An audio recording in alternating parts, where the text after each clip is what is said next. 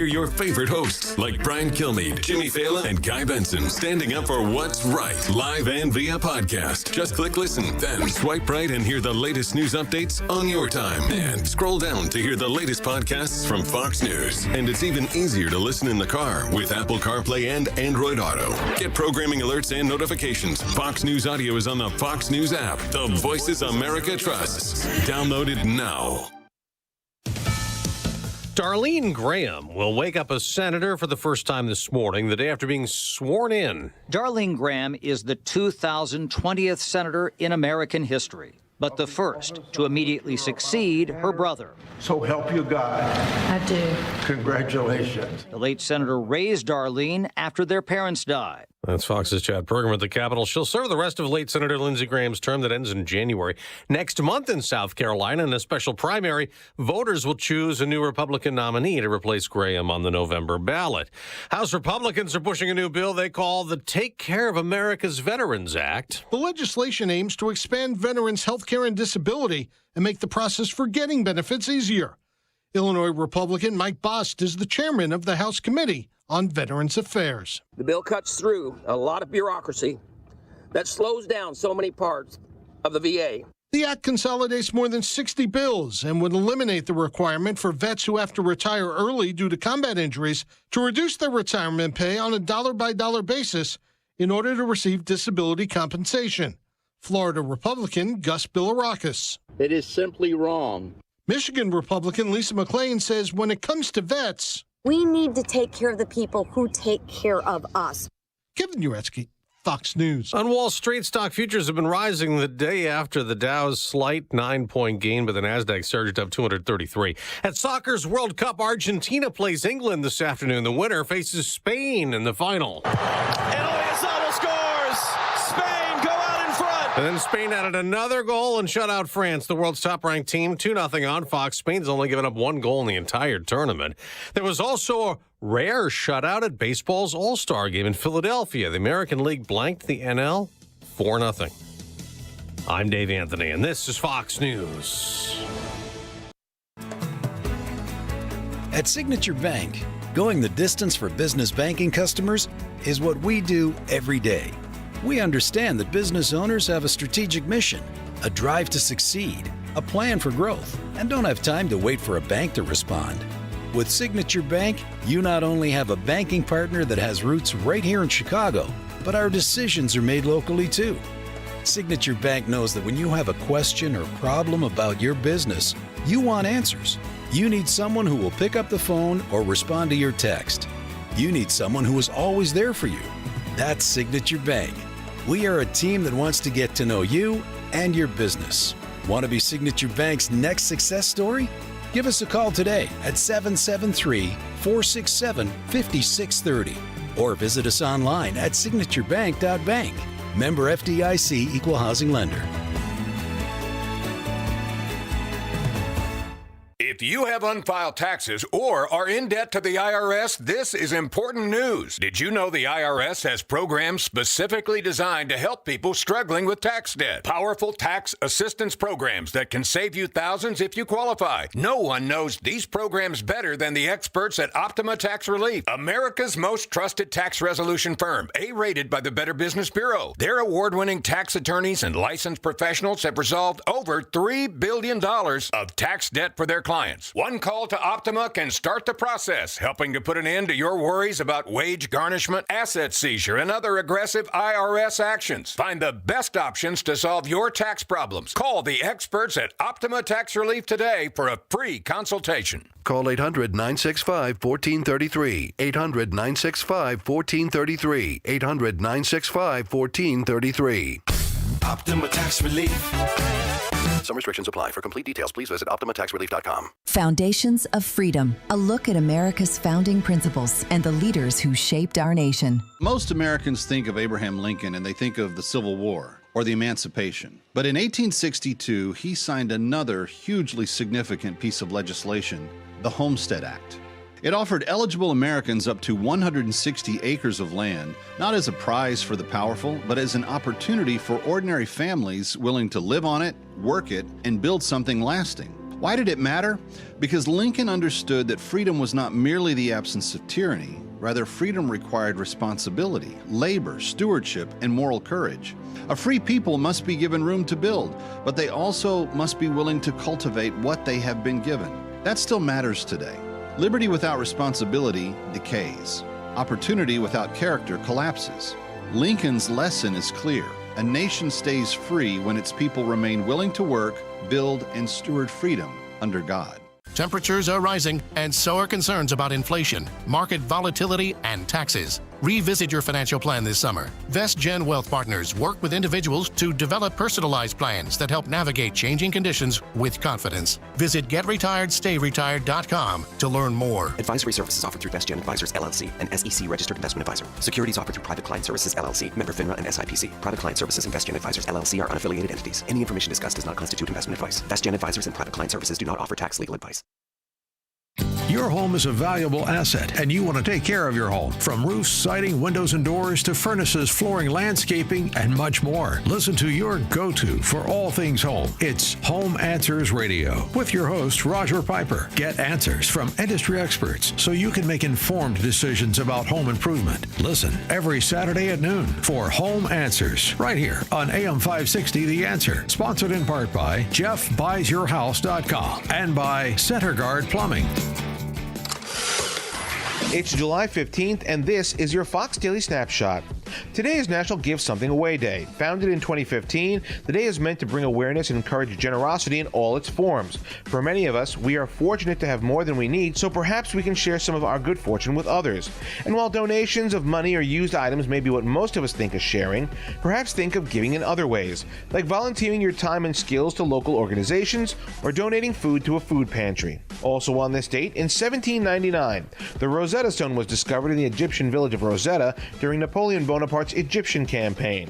And in 1971, President Richard Nixon announced to the American people that he would visit China. The meeting between the leaders of China and the United States is to seek the normalization of relations between the two countries, making Nixon the first U.S. president to visit the People's Republic of China. I'm Tushar Saxena, and that's your Fox Daily Snapshot. Your local State Farm agent, Anthony DeGrotto, combines good neighbor service with surprisingly great rates. You can combine your home, auto, and life insurance to not only save you money, but give you the peace of mind you've been looking for. Anthony DeGrotto is your go-to agent in Chicagoland. He and his team will work for you to provide the best service you expect at the price you want. Combine your home, auto, and life insurance today. Anthony DeGrotto will help you mix and match things perfectly. His State Farm office is a top pick 2024 Daily Herald Reader's Choice Award winner. He's a proud supporter of Tunnel to Towers and like-minded as you. His State Farm agency is currently looking to add members at their Roselle office. Call Anthony at 847-895-1500 today or visit DeGrottoSF.com. That's DeGrottoSF.com. Like a good neighbor, State Farm is there. Individual premiums will vary by customer. All applicants subject to State Farm underwriting requirements. Well, it's official. My friends have all switched to Pure Talk because I told them they could save a bunch of money on a super reliable high-speed network with unlimited data. And because they're my friends, they trust me. As for the rest of you, well, Pure Talk understands that even though you might like me, you're not just going to take my word for it, nor should you.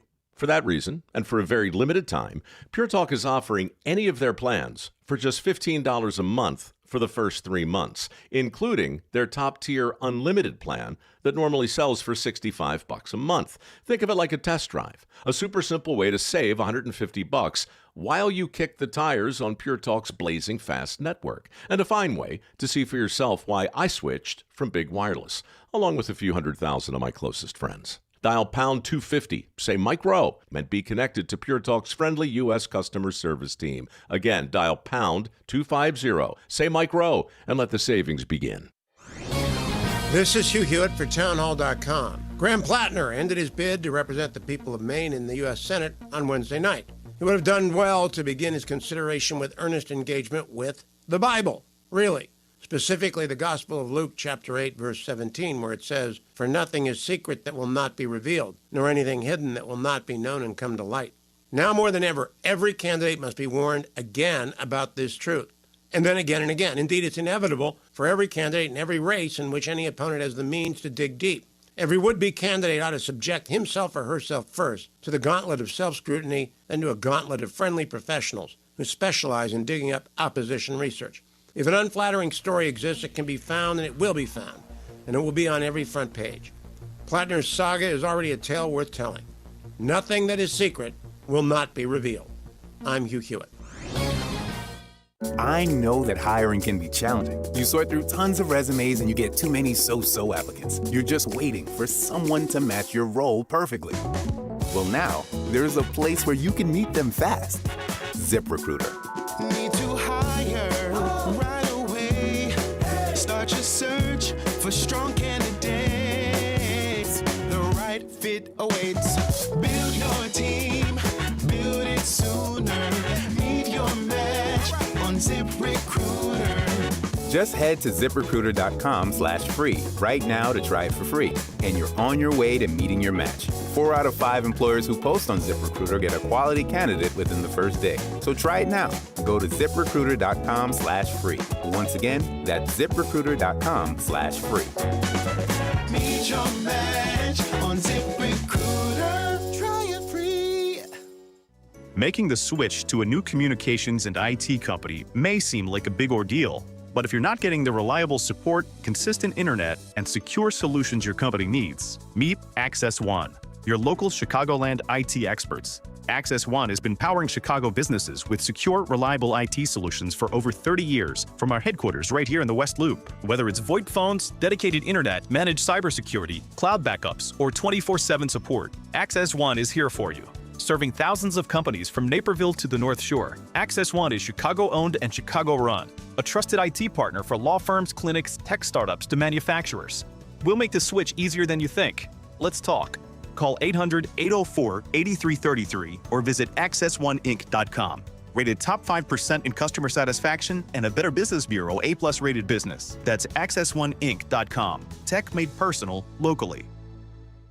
Each morning, the newsmakers and the newsbreakers shaping today's conversation are heard on the AlphaWealthGroup.com answer line on Chicago's Morning Answer. When you need answers about what's happening in your world, you turn to AM 560 The Answer. And when you need answers about how to prepare for and protect your retirement, you turn to the Alpha Wealth Group, now the proud sponsor of the AM 560 Answer line, right here on Chicago's source for news, opinion, and insight. AM 560 The Answer. You're probably listening to this in your car, so let me ask you, would you drive without insurance? Of course not. So why is your retirement portfolio unprotected? Gold is portfolio insurance. It helps de-risk your savings when markets get unpredictable. Noble Gold Investments has helped thousands of Americans do exactly that with no high-pressure sales and thousands of 5-star reviews. Visit NobleGoldInvestments.com. That's NobleGoldInvestments.com. Past performance may not be indicative of future results. Investing in precious metals involves risk. Consult with your tax or financial professional before making any investment decisions. Your home or business has storm damage and you have an insurance claim. Call Crosscom. Crosscom Construction and Public Adjusters. Today, insurance companies are notorious for offering way too little money to repair damage to your home or commercial building due to wind, hail, tornado, floods, or fire. Crosscom works for you, not the insurance company. As licensed adjusters, Crosscom will work to get you the money you deserve, the maximum payout. Call Crosscom. 630-871-5500. After they get you the fair insurance company result, Crosscom can start doing your repairs. Crosscom is a full construction and restoration company that will get your property back to its pre-loss condition, getting your life back to normal. Roof, siding, windows, doors, fire restoration, Crosscom does it all. Call Crosscom. Licensed in Chicagoland, Northwest Indiana, and Wisconsin. This is Dan Leitz with Crosscom. We share your conservative and Christian values. Let us handle everything. It all starts with a call. 630-871-5500. CrosscomPublicAdjusters.com. Your kitchen's outdated. Your bathroom feels cramped. Every day you wait, prices go up. And you keep living in a space that doesn't work. At Forever Remodeling, one team handles everything. Design, planning, and installation, start to finish. We show you your new space in 3D before we ever break ground. No surprises. With flexible financing options, the home you want is closer than you think. Visit foreverremodeling.com. That's the number 4everremodeling.com to schedule your personalized in-home design consultation. Now, your official weather forecast. Today will be mostly sunny and very hot with a high of 97. Tonight will be mainly clear, warm, and humid with smoke from wildfires potentially affecting air quality. The low will be 74. Tomorrow, expect hot weather with a mix of clouds and sun, along with widely scattered thunderstorms in the afternoon. The high will reach 94. I'm meteorologist Jason Caterina on AM 560, The Answer. Get the latest weather, traffic, and news updates online at 560theanswer.com. Portions of the following show may be pre-recorded. This hourly segment is brought to you by The Real Story with Jeannie Ives and Amy Jacobson. Heard weekday mornings at 11 on AM 560, The Answer. Now, from the Signature Bank Studios, this is Chicago's Morning Answer with Dan Proft on AM 560, The Answer.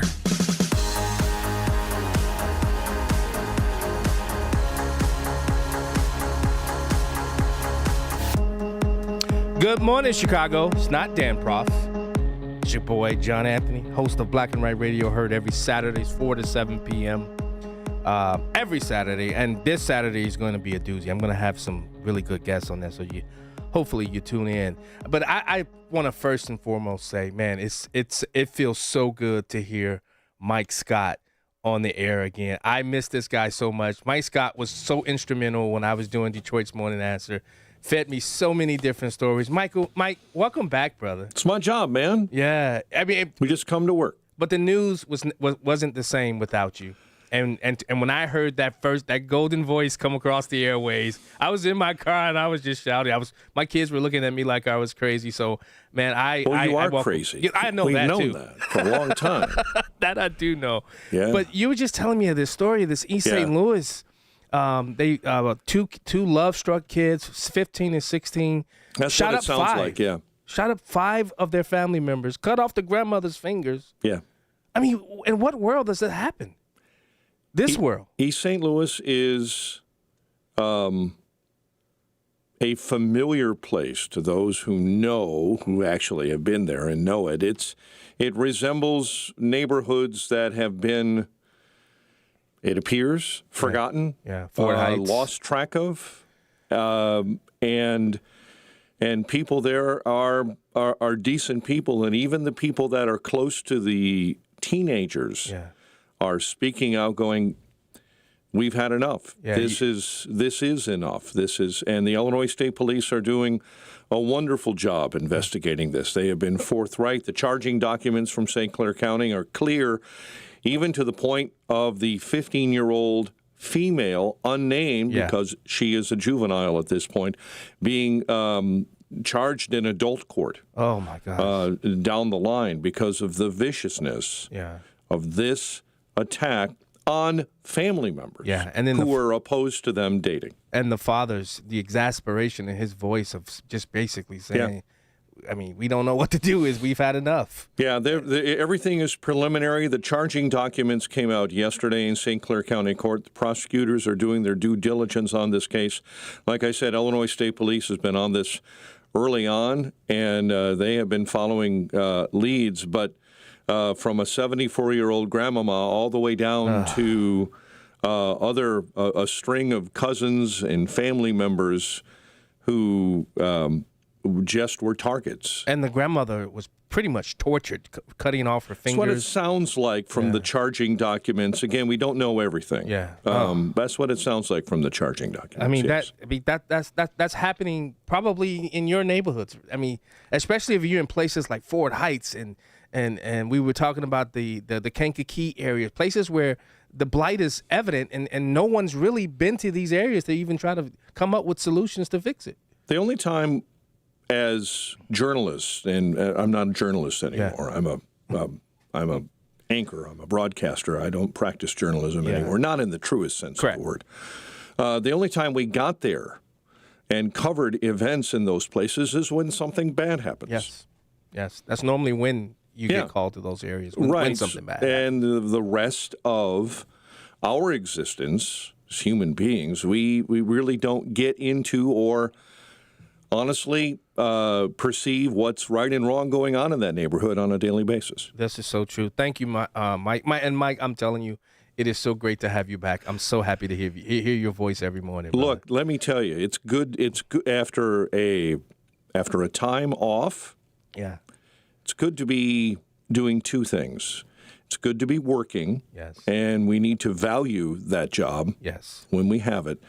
It's also good to be productive. Yes. And there's a difference between working and being productive. It's good to be productive. All right, Mike. Thank you. My wife thinks so. I'm sure of that. She's probably glad you're back out and back in the saddle. I appreciate that. But I mean, think about that. I mean, it sounds like the grandmother was probably the authoritative figure in that house, and that's probably why, and was probably the one person saying to this girl. I mean, this is just me looking on from the outside in, somebody who's been a police officer. It sounds like that grandmother, and I think that's one of the reasons why they tortured her, allegedly, cutting off her fingers and then shooting 5 other family members. This is what we've come to in this society today. And I'm telling you, and I know, listen, first of all, Justin, Quinn, man, I miss you guys. I haven't been in this saddle, since January, I think it was, of this year. I haven't been here. So I miss you guys. You guys always make it well worth it to come in here because you make my job so much easier compared to what I do on Black and Right. Because on Black and Right, I do everything. And to have you guys here helping me, assisting me, it means the world. Give us a call, 312-642-5600. 312-642-5600. We're going to tackle a lot of subjects today, guys. I'm telling you.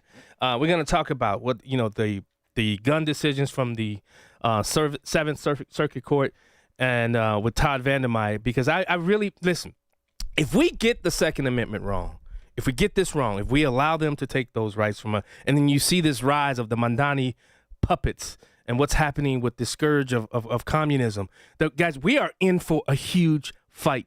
And I don't really think a lot of people truly are understanding the battlefield as it lays out in front of us. But these people do. And for the first time, they're well-funded. The problem with socialism, communism, and I know Senor said there's no such thing as that, just the elite class. But tell that to these people who are rising up through this. I'm telling you, if we don't get this fight right, I go back. Look, I said this on Black and Right Radio maybe 3 weeks ago. I think that was the last time I was on the show. If we don't get this right, that Reagan prophecy of this one generation, we're one generation away from extinction, will come to fruition if we do not get this right. If we do not understand the battle that lays before us. I know everybody, you guys are out there at your country club potluck dinners and raising money, and you're missing the fight in front of us. They've been telling us what they want to do to this country for decades. But have we truly been listening? And when you look at the rise of people like Mandami, like AOC, Jasmine Crockett got a new person replacing her, and I'll play that audio clip later. Let's go to the phone lines. Craig from Mount Greenwood. Hey, Craig. Hey, good morning, John. Thank you very much for taking my call. Miss getting a hold of you on the Saturdays a lot of times because I'm getting all tangled up with other things, and I can listen a little bit here and there, but I can't really do the call and all that. But anyways, I miss you on the Saturdays right now. Yeah, that's okay. All right. Hey, listen, on this issue with the kids and that, I've thought about it, and it's been a real, disappointment about how the school system continues to degrade to the point where starting in 1962 when they kicked God out of school, no more prayer, no more anything about God, but just the opposite. And the whole point of it is that how the devil would fill that space in there and just take and destroy these poor kids. These kids are all victims of this because they're godless. So that's the whole point of the devil, is to make sure that the kids are godless and they don't have any hope. They don't have any joy. They don't think there's a heaven or a hell or a future. Yep. And then you get real vicious kind of like demonic kind of activity that's right there with the kids, with our kids and all that.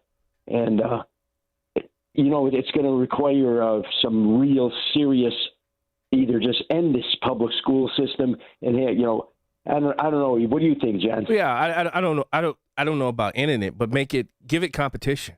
I'm just really of the belief competition is a great equalizer. You want to, especially as it relates to education. I know we get a caller in we get a lot of teachers calling into Black and Right Radio, and they agree with me. I'm telling you that the education system has created such disadvantages because of what we teach and and the whole woke ideas that are introduced. And when you look around the world, countries are beating us in education, in actual learning aspect. I mean, you have places here in the city of Chicago. The city of Chicago, huge high schools, 30, 40 people within them. What does that say to what has been building up in this state alone, in this city alone? I mean, we have really missed it. And if you really want to change this around, and the people that can possibly do it are pushed out and they never want to get involved into these politics because they're frustrated about it. Craig, thanks for the call, Craig. Appreciate it. Let's go to Marvin from Burlington. Marvin, what's up, my brother? I haven't heard from you in a while. Yes, sir. How are you? I'm glad to hear you on the air. I agree with the previous Craig. You know, with this stuff, this is the ramifications of what was been taught in these schools for the last 30 years. They get them in grade school, and they feed them all this trash, like they did when I was a kid, about the overpopulation and we're running out of oil and all the other crazy things, catastrophic things. And this is what happens. They start to believe that our country is not a good place. But yet, you know, all these folks, you don't see them moving anywhere else, do you? You know, everybody wants to come here. This stuff has to change, or this is going to continue. And you can forget Second Amendment, freedom of speech. A lot of other of our rights are in play because of what's taught in grade school. The normalization of sick behavior. It's got to change, and it's the unions that have to be taken on and broken up, and we should be able to go whatever school you want. I agree. And the government should stay out of it. So true. Thanks for the call, Marvin. You listen to Chicago's Morning Answer with John Anthony filling in for Dan Prof. We'll be right back. Hear about the big stories of the day, then talk about them right here on Chicago's Morning Answer on AM 560. The Answer. If you're looking to purchase a loved one's home after they passed away, you need to call Team Hochberg, your trusted local lender. Pam wanted to purchase her grandmother's $400,000 home after she passed away, which was left to Pam's father, Ted, and her Aunt Betty. Ted listens to my show and wanted to forego his half of the equity of his mom's home and sell Pam the home for $200,000. Bad move. I recommended Pam purchase the home for $400,000 and get a gift of equity from her father, Ted, for $200,000, which enabled Pam to purchase the home with a lower rate and no money out of her pocket. Let's review. I helped Pam purchase her grandmother's home without having to bring a penny to the closing and secure a lower rate. Team Hochberg's helped thousands of radio listeners, but we can't help if you don't call 855-563-2843 or visit 56david.com. That's 855-563-2843 or visit 56david.com. Atlantic Coast Mortgage, Equal Housing Lender, NMLS 643-114. AM 560. The Answer. To Chicago's Morning Answer. It's not just education. It's just that you take no responsibility for what happens to these people. That's really what's happening. Now on to Mike Scott in the newsroom. 77 degrees in the QC Kinetics newsroom. Sunny, hot. Stay hydrated out there. 97 today. An air quality alert remains in effect.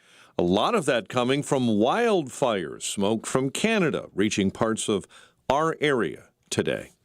An investigation is underway into a death on Chicago's north side. Police say officers found a man unresponsive yesterday in the 3600 block of North Lakeshore Drive. Chicago City Council is expected to vote today on deals that would spend $425 million of tax increment financing on infrastructure for the new Chicago Fire soccer stadium. Jeffrey Cohen with the Chicago Department of Planning and Development. The funds would be used to reimburse eligible costs in the construction of public infrastructure, including new and modified streets, essential utilities, necessary site preparation work, and open space connections. Alderman Bill Conway says much of the project is a bad deal for taxpayers. We are being asked to approve more than $400 million of taxpayer money. With over half of it, Conway says, going to a parking lot. Alderman Brendan Riley questioned the deal, allowing the transfer of TIF funds to the district where the stadium is being built. Is there any plan, any mechanism to, at some future date, port back monies to the TIF district that is being raided? Cohen later admitted that the parking garage itself cost would be about $68,000 per parking space. According to a new report, a 10-time convicted felon on pretrial release was arrested in Governor J.B. Pritzker's backyard July 4th. Court records show the man on Cook County's electronic monitoring program disappeared for 11 days until authorities found him in Governor Pritzker's backyard. CWB Chicago reports Dwayne Milton's court history includes more than 60 cases, including felony convictions. State Representative Patrick Sheehan of Homer Glen. Well, Governor Pritzker's radical crime policies turned up in his own backyard. Sheehan wondering what the suspect might have done if he had not been intercepted by the governor's security team. It really just smacks of just contempt for the system as they get released on electronic monitoring and then they reoffend. Sheehan says he's glad the governor and family are safe thanks to the swift response of Illinois State Police. A North Suburban middle school teacher has been fired after allegedly using artificial intelligence to create child pornography. The Libertyville District 70 board voted to fire Marshall Schefter Tuesday night. He was a teacher at Highland Middle School. Federal officials came to Illinois this week to announce results of a major crackdown on trade fraud.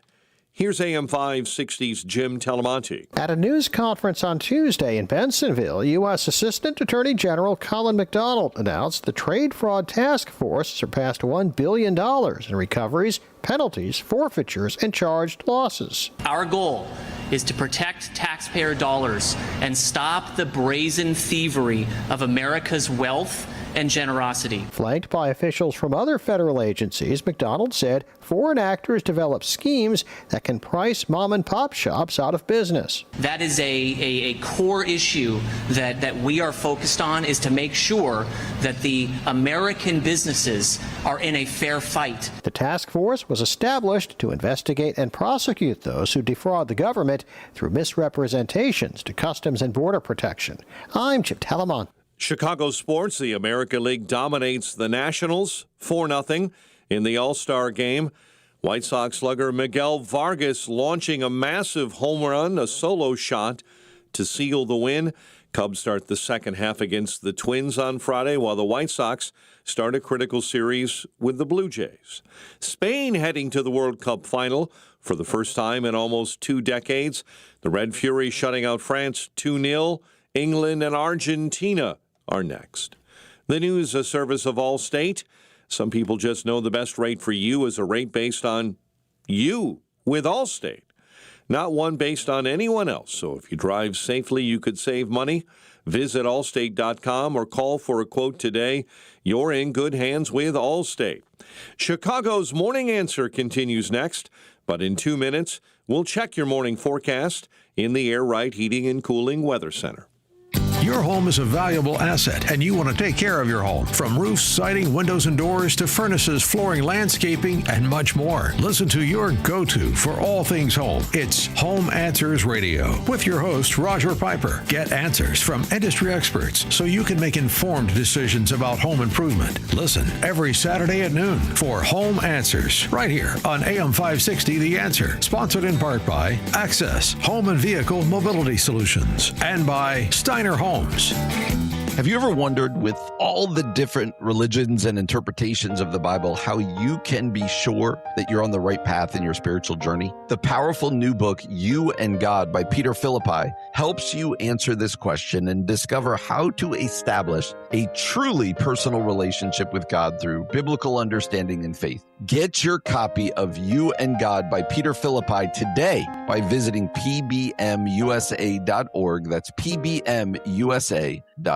Maybe you've thought about taking a cruise. Maybe you've even talked yourself out of it. But this is not just another vacation. This is the Gulf of America cruise. 7 days through the Caribbean with Mike Gallagher, Scott Jennings, Larry O'Connor, Jennifer Horn, and a ship full of people who love this country. No packing and unpacking, no complicated planning, just great destinations, meaningful conversations, and a once-in-a-generation celebration of America's 250th. This November, be there. Text CRUISE to 94878 to book your cabin today. You need a construction company, but who? Call Croscom. A construction company you can trust that shares your Christian and conservative values. For decades, Croscom has been doing work in Chicagoland, Northwest Indiana, and Wisconsin. Roofs, siding, windows, doors, gutters, basically everything for your home or business, even solar. Quality work and professional services that make you feel great about your decision to work with Croscom. Call Croscom. 630-871-5500. Give them a chance to earn your business. If your repairs are due to storm, fire, or flood damage, you need to call Croscom. They're licensed public adjusters. They work for you, not the insurance company. Croscom will work to get you the money you deserve, the maximum payout. They know the insurance companies and how to deal with them. They win for you. Call Croscom. Croscom Construction and Public Adjusters. This is Dan Lights with Croscom.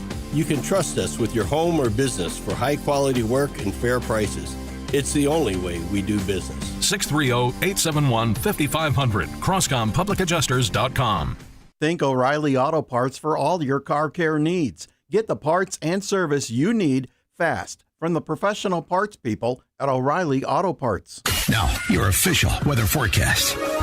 Today will be mostly sunny and very hot with a high of 97. Tonight will be mainly clear, warm, and humid with smoke from wildfires potentially reducing air quality. The low will be 74. Tomorrow, expect hot weather with shifting clouds and sun, along with widely separated thunderstorms in the afternoon.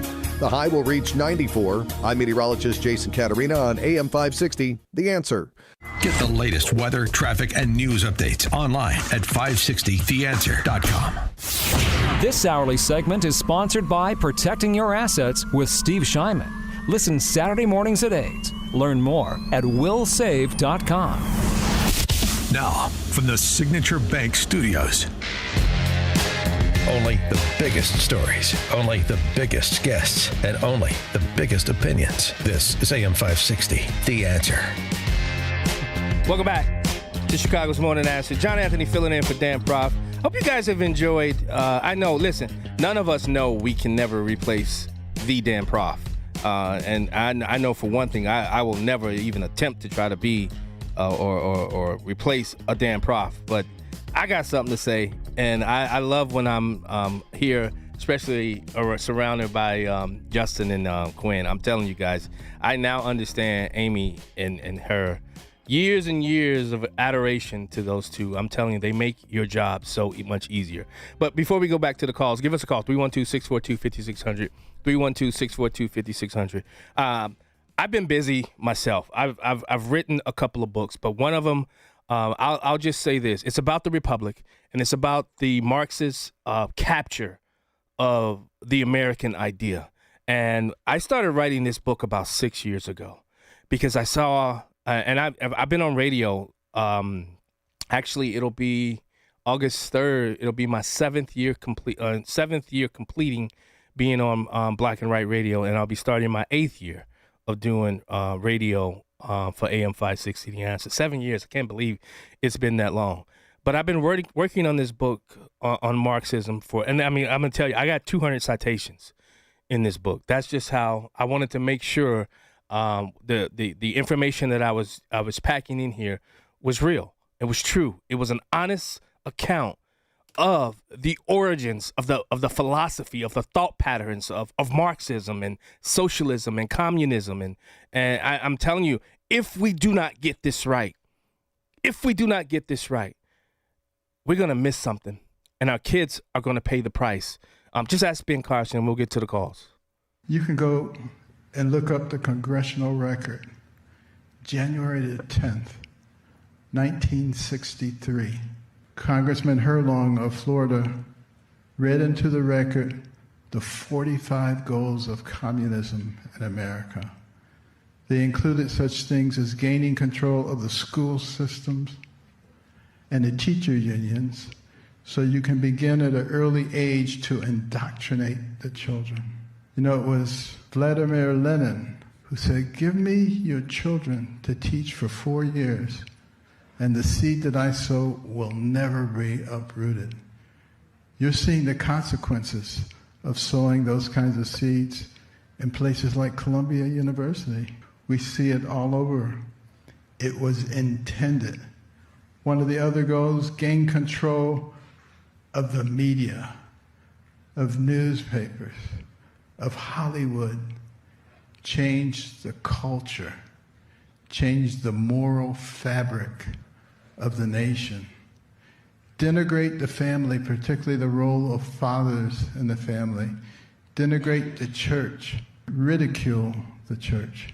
I'm just scratching the surface. We are the only ones who can stop it, but we have to understand it. And we have to realize that we are not enemies. Not by feeling that you've become a victim, but showing true leadership, showing the gratitude that should be in our hearts for the fact that we live in this country. Think how many people in the world live in places where they're not free, where they can't say what they want to say, where they can't pursue the career that appeals to them.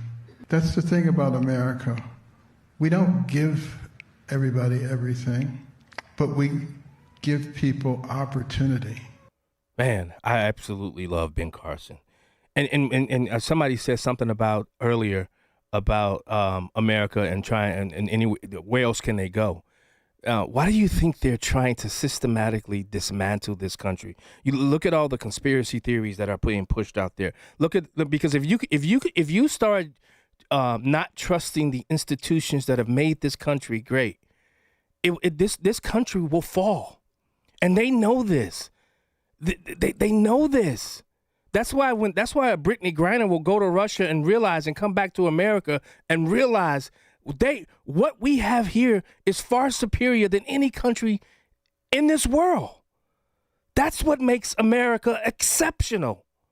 And when we don't teach this to our kids anymore, that we are an exceptional country. Yes, we mess up. Yes, we have flaws, but we are still the greatest country and the most exceptional country that has ever been devised. Mike from Southwest Side. How you doing, John? I know that you were a state rep, and I'm going to throw something at you because I became a committeeman back in November. Nice. And I'm working with Dr. Nona Parker. I love Nona. I've helped Diane Harris, and I'm a big supporter of Jim Martyr. Yeah. My question to you is, on a grassroots level, what's your best advice to help A, fundraise, B, get these people out to help in the campaigns, whether it's door knocking or even, putting mailers together and helping these candidates get their message out? Because the candidates that I just mentioned are basically everything you just were talking about. Yes. They want the best for our country. Yes. I know Dr. Nona Parker. Actually, I was just with her Saturday, and I'm going to tell you what I told her. Listen, I came up through the Chicago Democratic machine.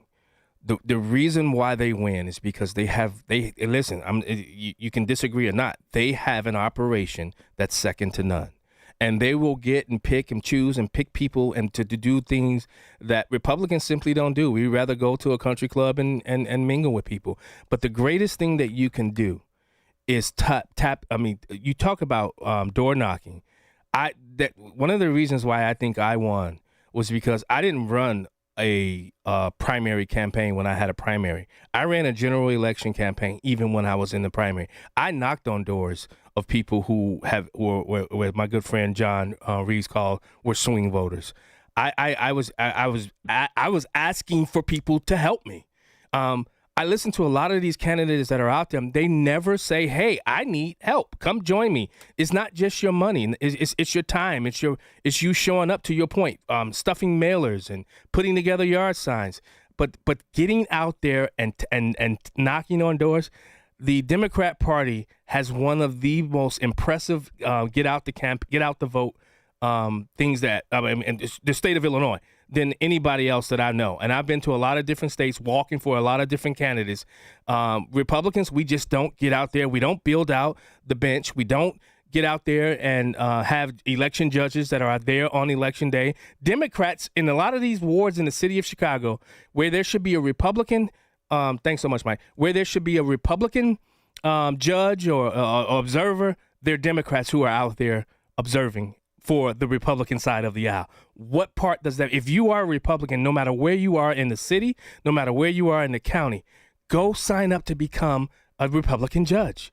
They just simply don't have enough in the Cook County community. Most people don't know this. Let's go to Bob from Buffalo Grove. Bob, what's up, my brother, the engineer? How you doing, John? Good to talk to you.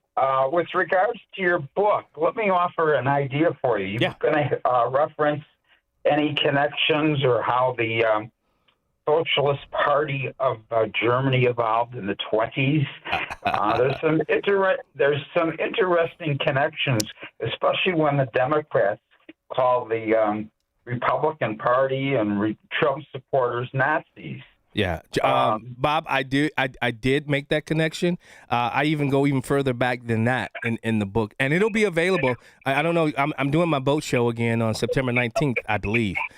September 19th is when I'm gonna do my Live on Lake Michigan show, and the book will be ready on that day. That's gonna be my launch date for this book. I still can't say the title yet because I haven't put it up for print and gotten a copy written yet, but. Yeah, I did make that connection, Bob. Let me just offer for your listeners a thing. There was this paper hanger in the 20s that surfaced with his party, but people I don't realize that in 1932, this dynamic speaker and his party got a little over only 1/3 of the vote. Yeah, but with only 1/3 of the vote, they took control and reworked the Constitution in that country while the voters and the citizens just sat quietly by. Yeah, this is true, Bob. You have a good show. It's always good talking to you. I'll see you Sean Fest. Yes, we'll see you there, Bob. Thanks, Bob. Bob, the historian. Dennis Rebeletti tells me, stop with the door knocking. I was a part of that program, sir, with the Democrat Party. I know what they do, sir. You got a problem with it, call in and challenge me on it. Dennis from Elmhurst, where love trumps hate. What a great place. But I know I'm harping on this whole ism this morning. Because I'm telling you, I was thinking about this all night as I'm going through proofing the book, and I'm saying to myself, how is it that so many people in our society don't see this and don't get this? And somebody said it. Socialism was Blakemore. Socialism always sounds attractive on paper to the young mind, but in practice, it always ends in a gulag. That is so true. Margot from Burr Ridge, welcome to Chicago's Morning Answer.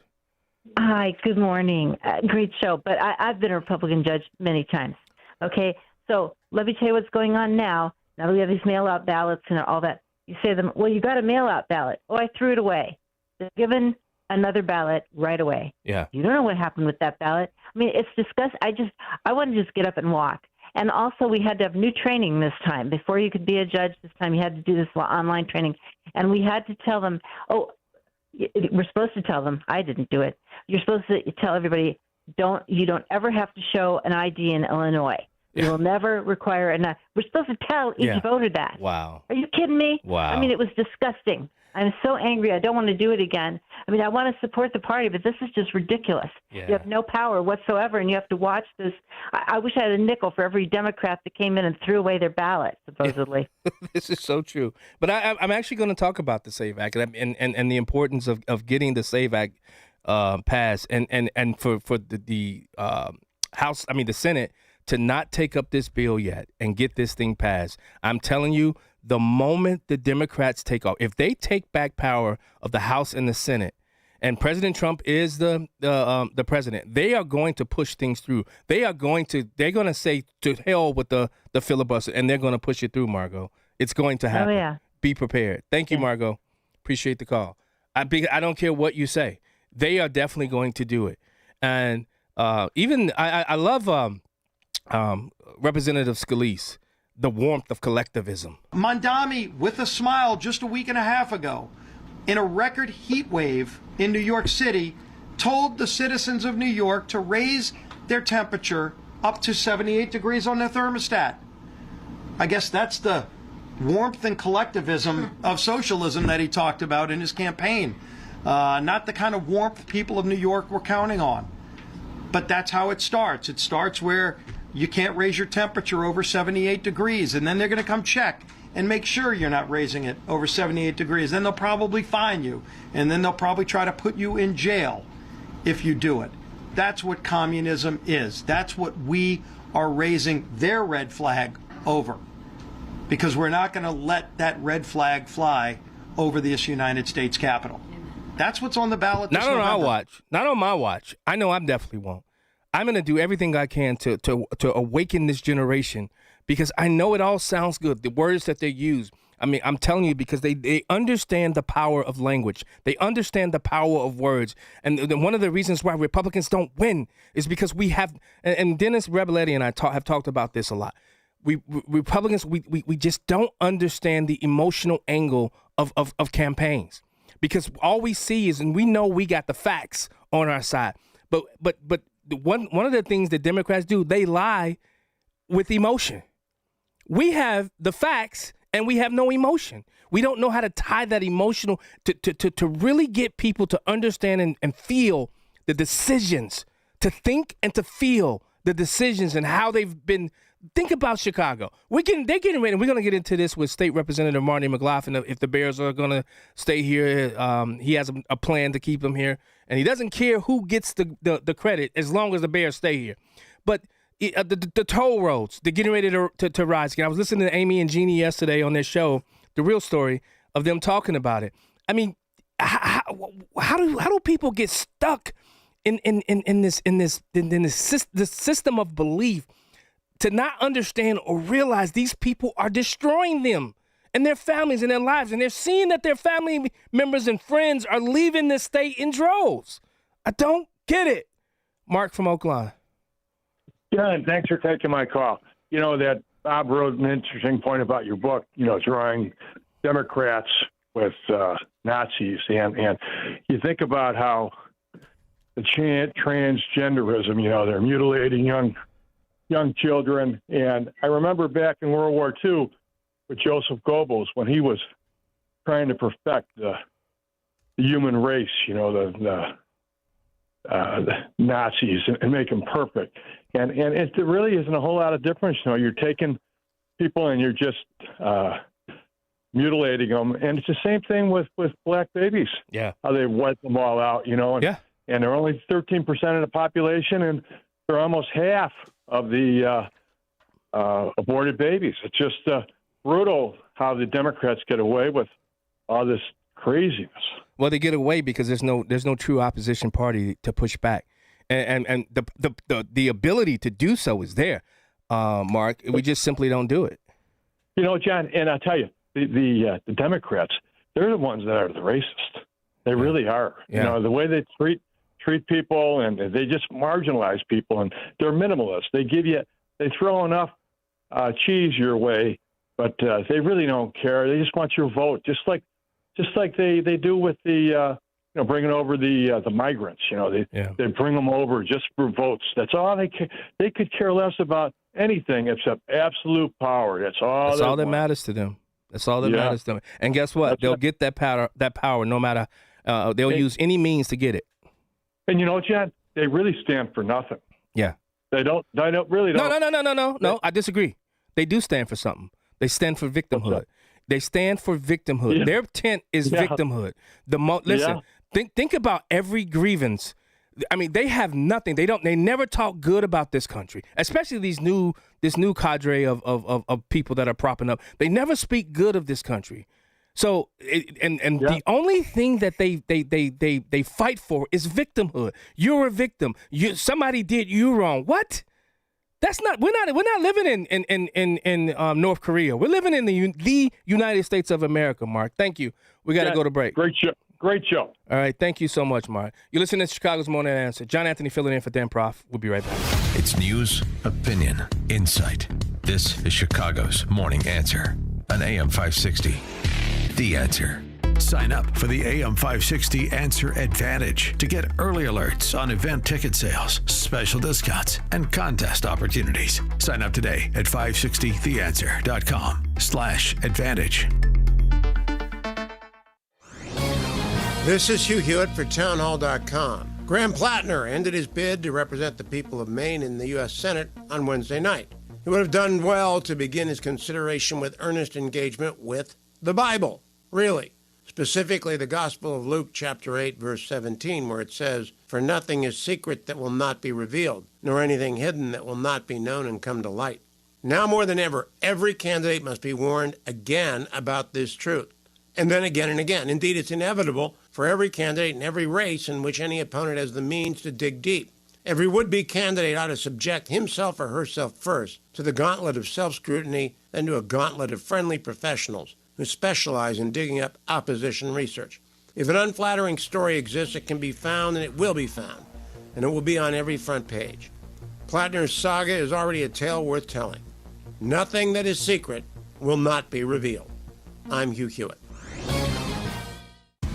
On Salem News Channel, principled voices are shaping today's conversation. Scott Jennings brings clarity to the toughest debates. Josh Hammer's blistering commentary puts politics and culture on trial. And Alex Marlowe's insight connects us to what matters most. Watch anytime on Samsung TV Plus, Pluto TV, or find us on your screen at snc.tv. 3 new shows, 1 powerful lineup. Salem News Channel, across America. Don't miss In Grace with Pastor Jim Scudder Jr., now heard on Sunday mornings at 7:30. Tune in and find hope as Jim Scudder explores God's Word and His world each Sunday morning right here on AM 560, The Answer.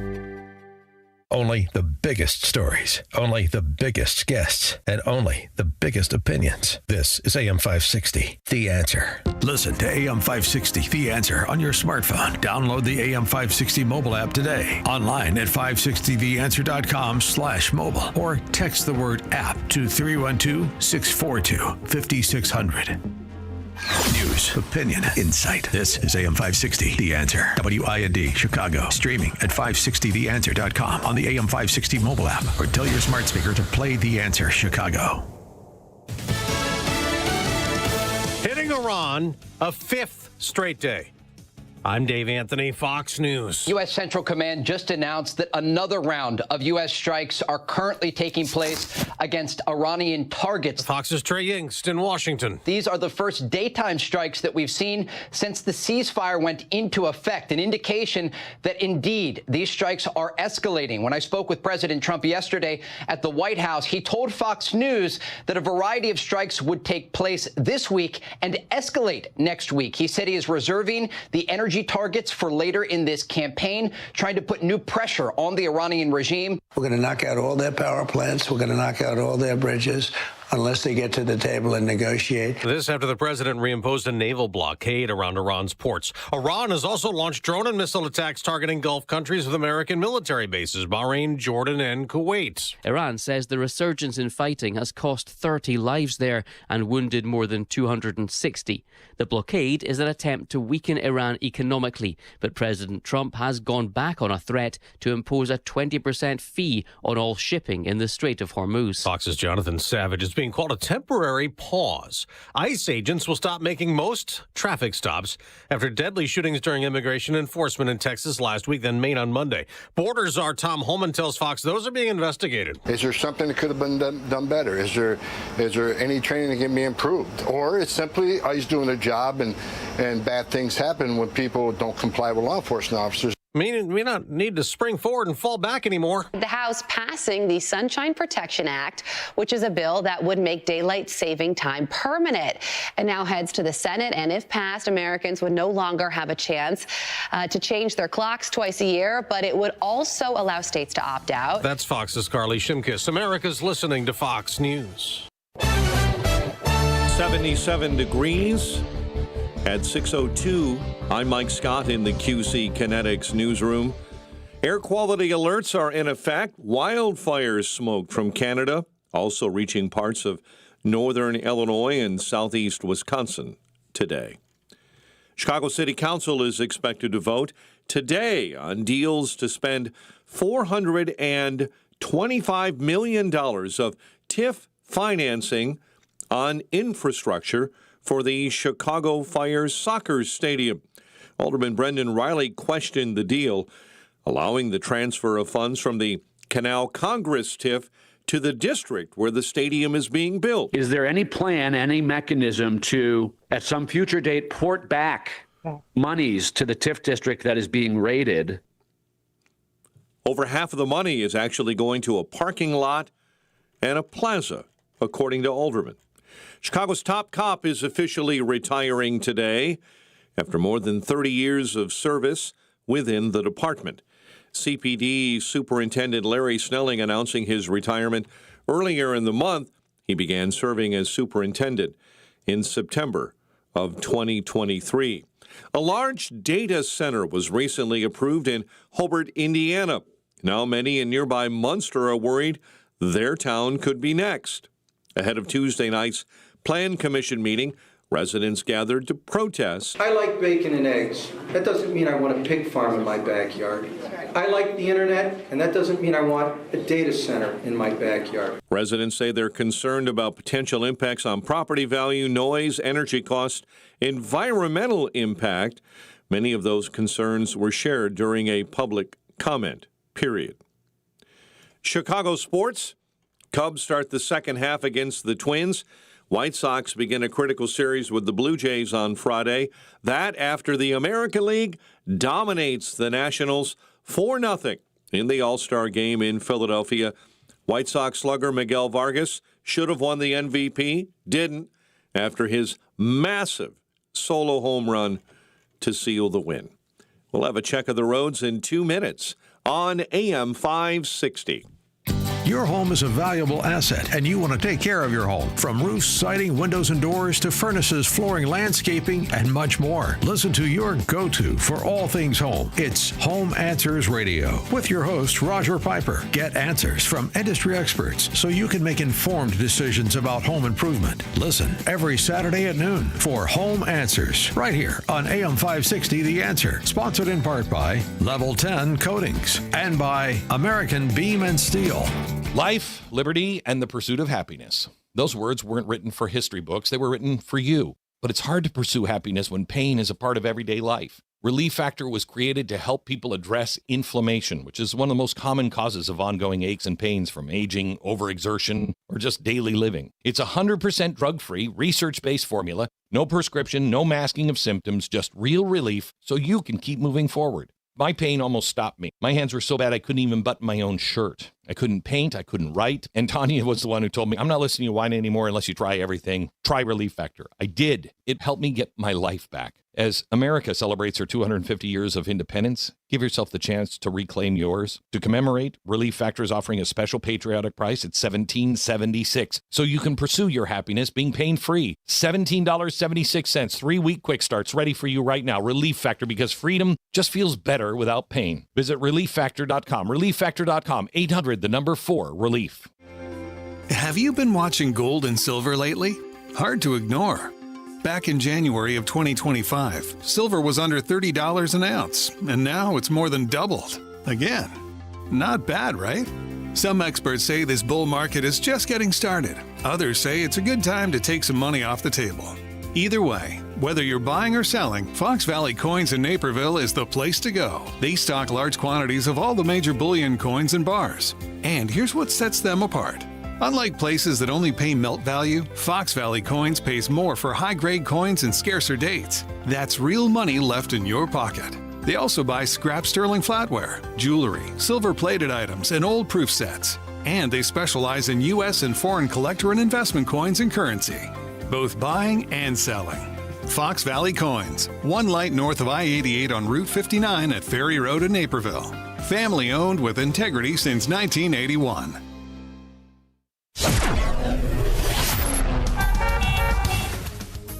.607. Let's get an update on the roads in the Team Hochberg Traffic Center.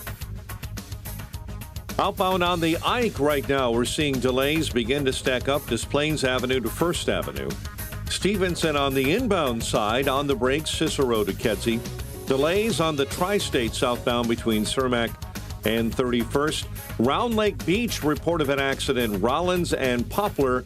And in Wakanda, report of an accident, Route 176 in Maine. Traffic is a service of the AM 560 mobile app. Listen to AM 560 when you download the app. 560theanswer.com/mobile. Chicago's Morning Answer continues next. But first, we have a check of the morning forecast in the Air Right Heating and Cooling Weather Center. Today will be mostly sunny and very hot with a high of 97. Tonight will be mainly clear, warm, and humid with smoke from wildfires potentially affecting air quality. The low will be 74. Tomorrow, expect hot weather with a mix of clouds and sun, along with widely scattered thunderstorms in the afternoon. The high will reach 94. I'm meteorologist Jason Caterina on AM 560, The Answer. Get the latest weather, traffic, and news updates online at 560theanswer.com. This hourly segment is brought to you by In the Know with Craig Bolanos, powered by VestGen Wealth Partners, Sunday morning at 10 on AM 560 The Answer. Now, from the Signature Bank Studios, this is Chicago's Morning Answer with Dan Proft on AM 560 The Answer.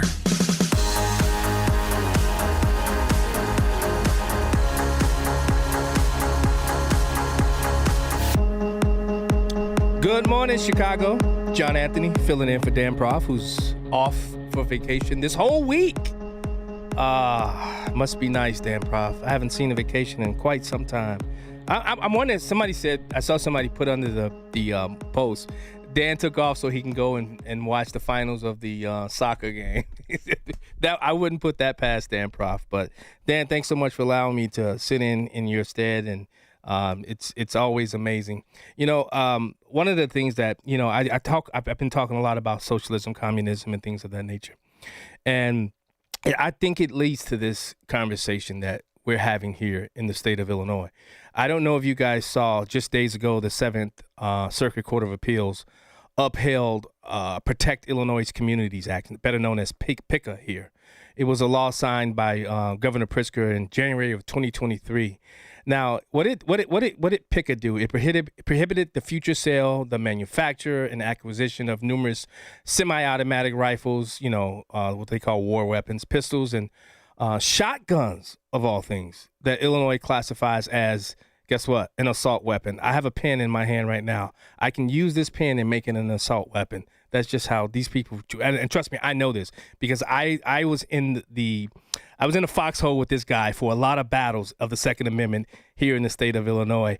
Currently, he's I hope I have this right, Todd. He's the vice president of the Second Amendment Law Center, vice president of the Second Amendment Defense and Education Coalition.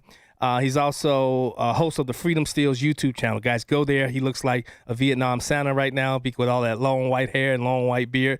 Todd Vandermyde, former lobbyist for the NRA of Illinois. Welcome to Chicago's Morning Answer.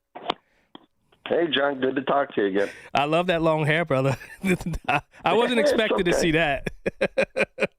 But that's Todd, the reason they call me Gun Santa. But Todd, before we get into the individual cases, I want to begin with Bruen because I believe every one of these decisions traces back to it. And for those who may not remember what this case is and what the Supreme Court actually held in New York State Rifle Association versus Bruen, how important was that decision, which sets up what the seventh just did, and with the U.S. Supreme Court picking up Viramontes? It was huge because it clarified and acknowledged what Heller had said, that there is no interest balancing when you look at whether or not a right or whether a law infringes on the Second Amendment. And the lower courts have been using interest balancing to sit there and get their way and have their outcome predetermined.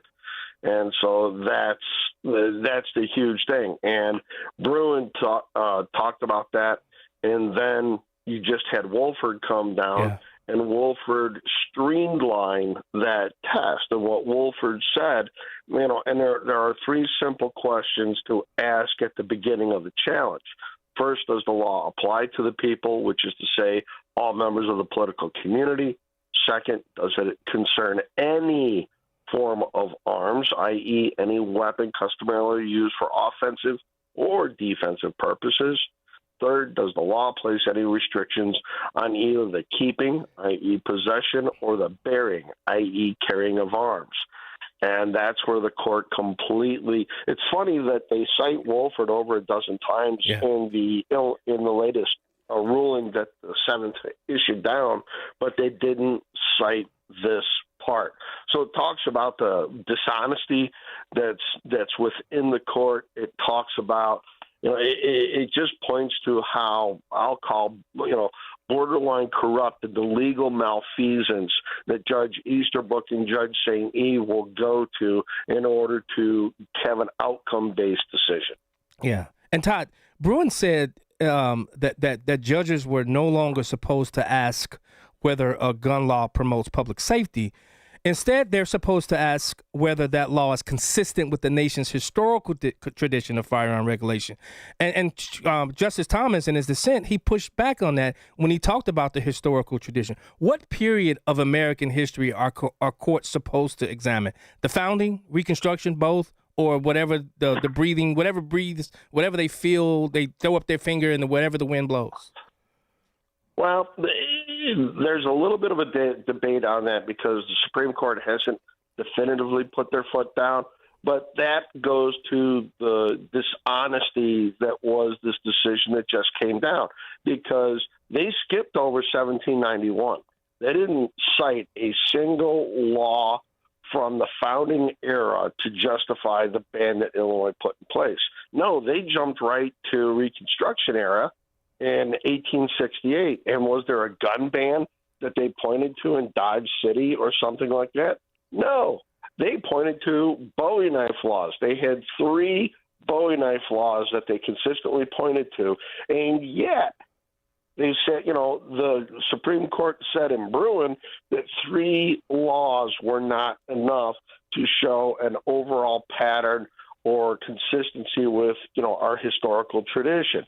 So it doesn't matter what the Supreme Court has written, be it Heller, Bruen, whatever. The Seventh Circuit is just going to find a way to claim a loophole to drive a bus through.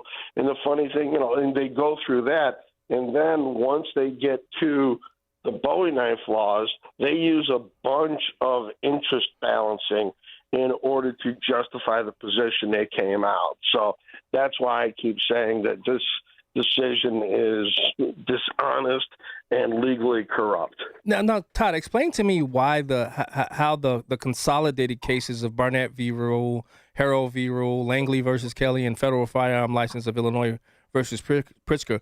Why did they consolidate those cases into one? Well, we all filed in the Southern District of Illinois, and for judicial economy, they thought it would be best, since we were largely talking about the same thing. 3 cases talk about guns and magazines. The 4th case, federal firearms, talks about guns and parts and registration. The case that was the case I was involved in, and we took a very different stance because we thought these other things were important in order to get in front of the court.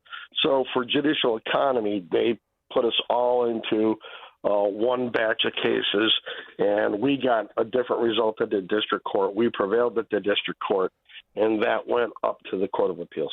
Now, you spoke earlier of Wolford. How important is the case United States v. Himani to what you think will happen here in the state of Illinois as it relates to PICA? What bearing does that have on it?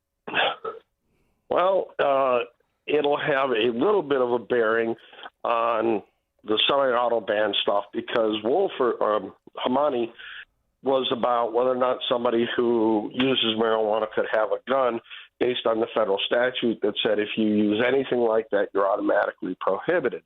And Hamani made two things. One, that there needs to be a pre-deprivation hearing of sorts, not the kangaroo court that Illinois has, before your rights are taken away. And there needs to be an individual finding of dangerousness.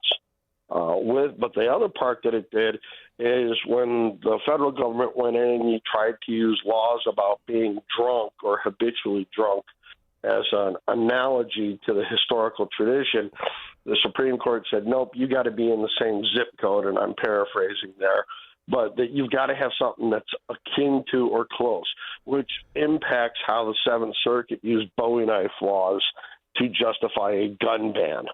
So that's where I think Hamani is going to come into place. And I think Hamani it's going to have an impact on FOIA card stuff like clear and present danger. I think it's going to have an impact on law enforcement objections to carry permits. I think it's going to have an impact on the mental health standard that, they use in Illinois to deny carry permits to people from other states and the like. So I think there's several places within Illinois law that the state, if they want to stay out of court, is going to need to sit there and reformulate, because otherwise they're not going to pass muster. Now, before we get into, I know you want to file, and forgive me if I mispronunciate the name, because I haven't been around these issues since you and I were fighting these issues down in Springfield. I know you want to file, is it amici curiae or whatever it's called? It's amici curiae. Amici. And we just call them amici briefs for short. They are friends of the court briefs. And what it is that we are not a plaintiff to the individuals. We're not a plaintiff to the case, a named party, but we have something important that we think the court should hear. So working through Second Amendment Law Center and Second Amendment Defense and Education Coalition, so SADEC, SADEC, the website sadec.org, we're working on raising funds to to work on amici briefs and bring about things that are important to the court for them to consider, like how wrong the Seventh Circuit was, and to point out what the lower courts have been doing to get around whatever pronouncement the Supreme Court has. I've got a whole list of subject matter to try and, get in front of the court that we're trying to fund. These briefs are not cheap. Some big law firms may charge $50,000 to put one together. Hey, wait, Todd, can I stop you right there? Isn't that one of the reasons why what has happened to the Second Amendment community in Illinois is because of the bastardization of the Second Amendment in Illinois? Is because it's so expensive to fight these cases? It is. You've got a couple of problems. You get a bunch of public defenders and guys that have not practiced two-way litigation think that they can just yell Heller and staple Heller and Bruin to a brief and they're going to win. And those defense attorneys end up creating a bunch of bad law that we have to then wade through and deal with. And don't forget, the state's playing with free money. Yeah. It's like when you go to the casino and you're up a whole bunch and you think you're playing with the house money because, your initial $500 is in your pocket. You're playing with their money. Well, the state gets to play with free money. They get to play with our tax dollars. Yeah. And so we have to raise our own funds to do it. And then you throw a guy like Bloomberg who's spending $100 million on this kind of stuff, and that's a drop in the bucket to him. So, that's part of the problem is these things are very, very expensive. On one, the FFL case is already cost, $300,000 to get to this level. And, that's and you got four of those. And our lawyers aren't the most expensive on the block. They're good lawyers, Chuck Michelle and Associates out of California. and that's the thing. So, we're trying, but it takes money to do this. So how do people help you get this amici brief done? How can they help you? Is there a website? Go to SADEC, SADEC.org. There's donation buttons there. It's whatever you can afford. $5, $10, $100, $1,000. We'll take it all. We're trying to fund not one, going for two, and hopefully more briefs than that, so that other organizations can get points that need to be made in front of the court. I'll take this time to say that the State Rifle Association is committed to funding one brief on their own. Thank God, thank you for that. Pearson. And so, he's not running it anymore. And I'm not. Doug Mayhall's the president. Mayhall, yeah. And so between him and Tony Clark and Terry Cornell, those guys, had a good talk with them the other day, and they want to be helpful. They want to be on board. Viramontes is going to be a that was my next question. Chance. That's my next question for us in front of the Supreme Court. Could it ultimately overturn everything the Seventh Circuit just decided? Yes. Ooh. Without a doubt.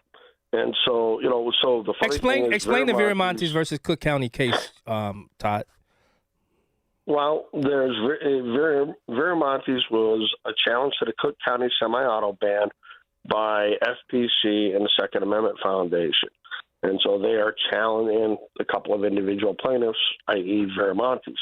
And so they are challenging the Cook County gun ban, which the Illinois gun ban was modeled after and then added to.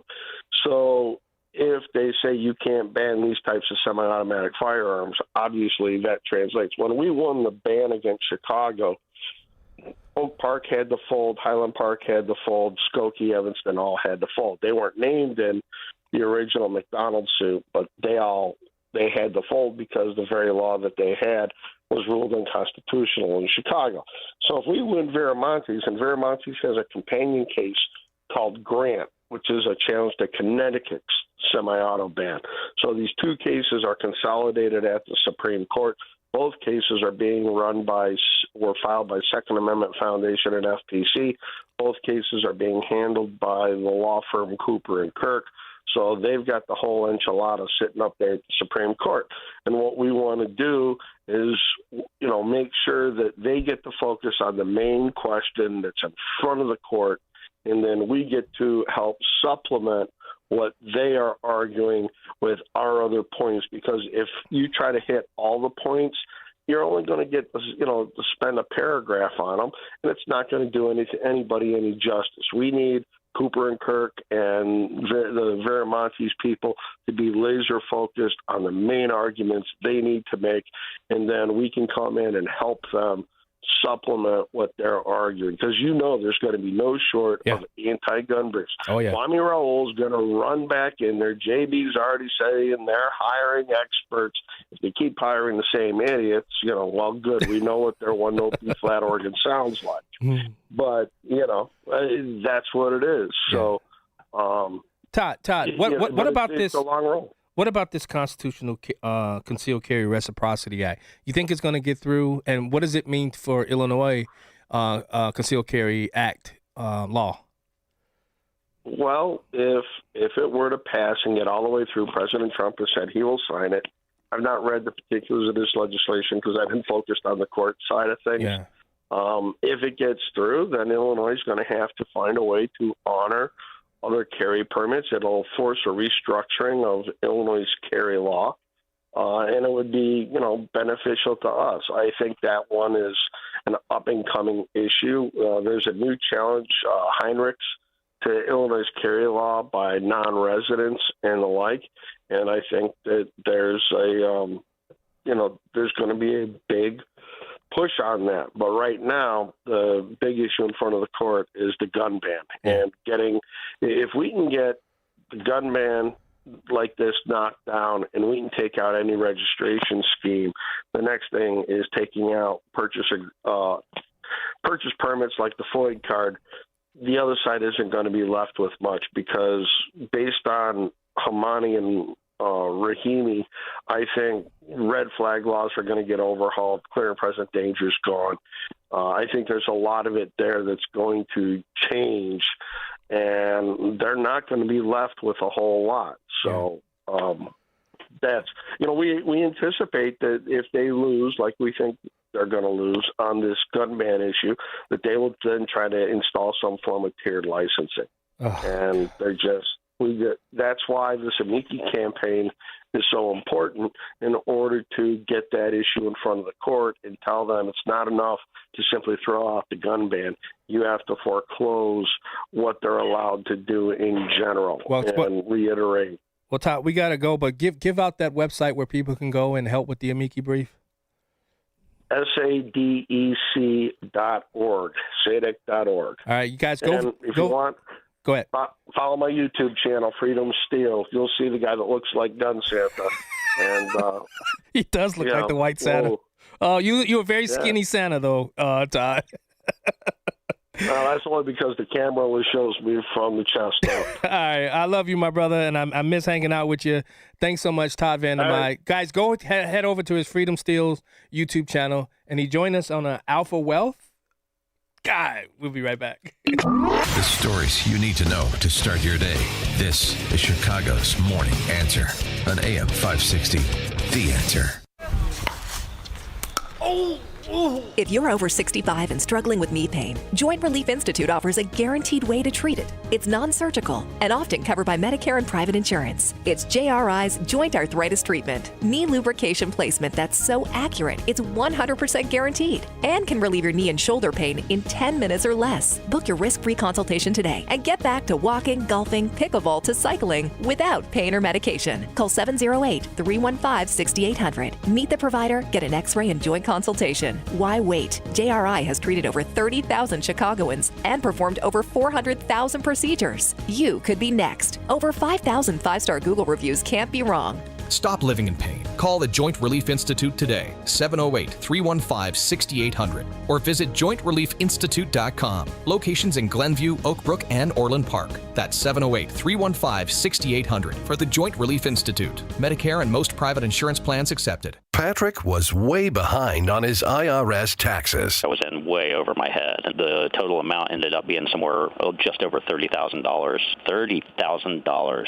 Then the IRS came to collect. Started getting letter after letter. A lien had been filed against me. They were going to basically hang me completely out to dry. He had to do something. That's when I reached out to Optima Tax Relief. Patrick's life quickly got a lot easier. It was very easy, pretty much hands off. They picked up the ball and ran with it. And how'd it go? I couldn't believe it. I had to ask 2 or 3 times. I saved an incredible amount of money. How does Patrick feel about Optima? Couldn't be happier. They definitely helped me. Optima Tax Relief, the best place to call. They're the best in the business. Do what Patrick did and call Optima Tax Relief for a free consultation. Call 800-965-1433. 800-965-1433. 800-965-1433. Optima Tax Relief.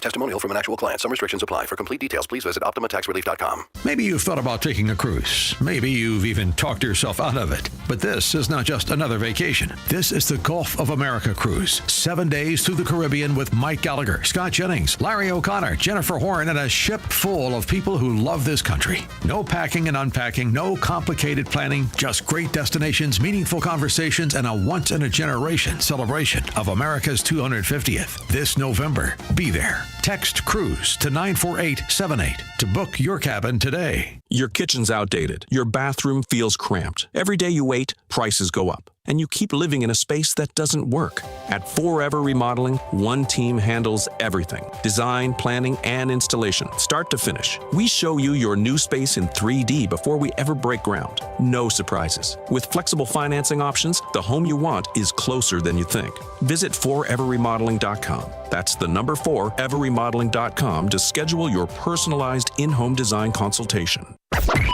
AM 560. The Answer. On Chicago's Morning Answer. How did the economists, so many, get the CPI report so wrong? We talk with Ryan Young, senior economist at the Competitive Enterprise Institute, coming up next. Now into the newsroom with Mike Scott. 77 degrees, sunshine this morning, hot, humid, and An air quality alert remains in effect today for the Chicago area and southeast Wisconsin, mostly due to wildfires smoke from Canada. An investigation is underway into the death of a man on Chicago's northwest side. That man was found unresponsive in the 3600 block of North Lakeshore Drive. According to a new report, a 10-time convicted felon on pre-trial release was arrested in Governor Pritzker's backyard July 4th. Court records show the man on Cook County's electronic monitoring program disappeared for 11 days before being found in the governor's backyard. CWB Chicago says Dwayne Milton's court history includes more than 60 cases, including felony convictions. State Representative Patrick Sheehan of Homer Glen wonders what the suspect might have done had he not been intercepted by the governor's security team. It really just smacks of just contempt for the system as they get released on electronic monitoring and then they reoffend. In other news, we're following a Chicago man convicted of a 2021 Rockford murder. Marnell Fulton was found guilty of first-degree murder in the death of Robert Bingenheimer, the victim shot and killed in December of 2021. Investigators later learned Bingenheimer owed money to a drug dealer identified as Fulton. Health officials in Michigan are urging residents to avoid bagged lettuce to keep from getting the cyclosporiasis infection. President Trump says the U.S. will keep attacking Iran until he says they've had enough. And they have fight. You know, it's like a great boxer. You think you have him beat, and then all of a sudden he comes back and he gives you a shot. And Senate Democrats are blocking a $1 trillion defense bill. The National Defense Authorization Act needed 60 votes to pass on Tuesday, but fell short after Democrats lined up against that bill. The DeKalb County City Council has tabled a proposal that would allow city government to fine people found sleeping or camping in public areas. The Daily Chronicle there is reporting that many voiced opposition to the draft ordinance at a council meeting Monday night. The vote was put off a week after a man authorities say was homeless was charged with sexually and physically assaulting multiple women in downtown DeKalb. Chicago sports. The Americans dominate the Nationals 4-0 in the All-Star game. Sox slugger Miguel Vargas launching a massive home run to seal the win. Spain heading to the World Cup final for the first time in almost 2 decades. They shut out France 2-0. England and Argentina are next. The news, a service of Allstate. Some people just know the best rate for you is a rate based on you. So if you drive safely, you could save money. Good to know. Visit Allstate.com for a quote. You're in good hands with Allstate. A check of the roads in 2 minutes on AM 560. Sean Fest returns on August 28th at the Westin Chicago Northwest in Itasca. Be a part of a live, on-location broadcast of The Sean Thompson Show, including a performance of the national anthem, followed by live music, food, drinks, and an opportunity to meet Sean Thompson. Registration is free. Go to 560theanswer.com/SeanFest. That's 560theanswer.com/SHAUN Fest. Sponsored in part by LeavingIL.com and by Unique Wooden Flags. Foundations of Freedom, a look at America's founding principles and the leaders who shaped our nation. Most Americans think of Abraham Lincoln and they think of the Civil War or the Emancipation. But in 1862, he signed another hugely significant piece of legislation, the Homestead Act. It offered eligible Americans up to 160 acres of land, not as a prize for the powerful, but as an opportunity for ordinary families willing to live on it, work it, and build something lasting. Why did it matter? Because Lincoln understood that freedom was not merely the absence of tyranny. Rather, freedom required responsibility, labor, stewardship, and moral courage. A free people must be given room to build, but they also must be willing to cultivate what they have been given. That still matters today. Liberty without responsibility decays. Opportunity without character collapses. Lincoln's lesson is clear. A nation stays free when its people remain willing to work, build, and steward freedom under God. Are you turning 65 and thinking about Medicare? Or are you over 65 and haven't enrolled yet because you still have coverage at work? Either way, Medicare done correctly will be the best health insurance you will ever have. Imagine having an annual deductible of only $283. There are only two good things about aging, wisdom and Medicare. But to navigate the Medicare maze properly, you need a mentor. Best part? My guidance costs you nothing. Call me. I can help. If you're tired of calling a bureaucrat at an 800 number to help you navigate Medicare, then you need a local expert on your side. Your own health insurance mentor. C. Stephen Tucker from healthinsurancementors.com is someone I know and trust. He's a 30-year licensed broker who's been educating our listeners for more than a decade. Steve, how can our listeners get in touch with you? Thanks, Dan. They can visit healthinsurancementors.com or call me directly at 630-674-1551.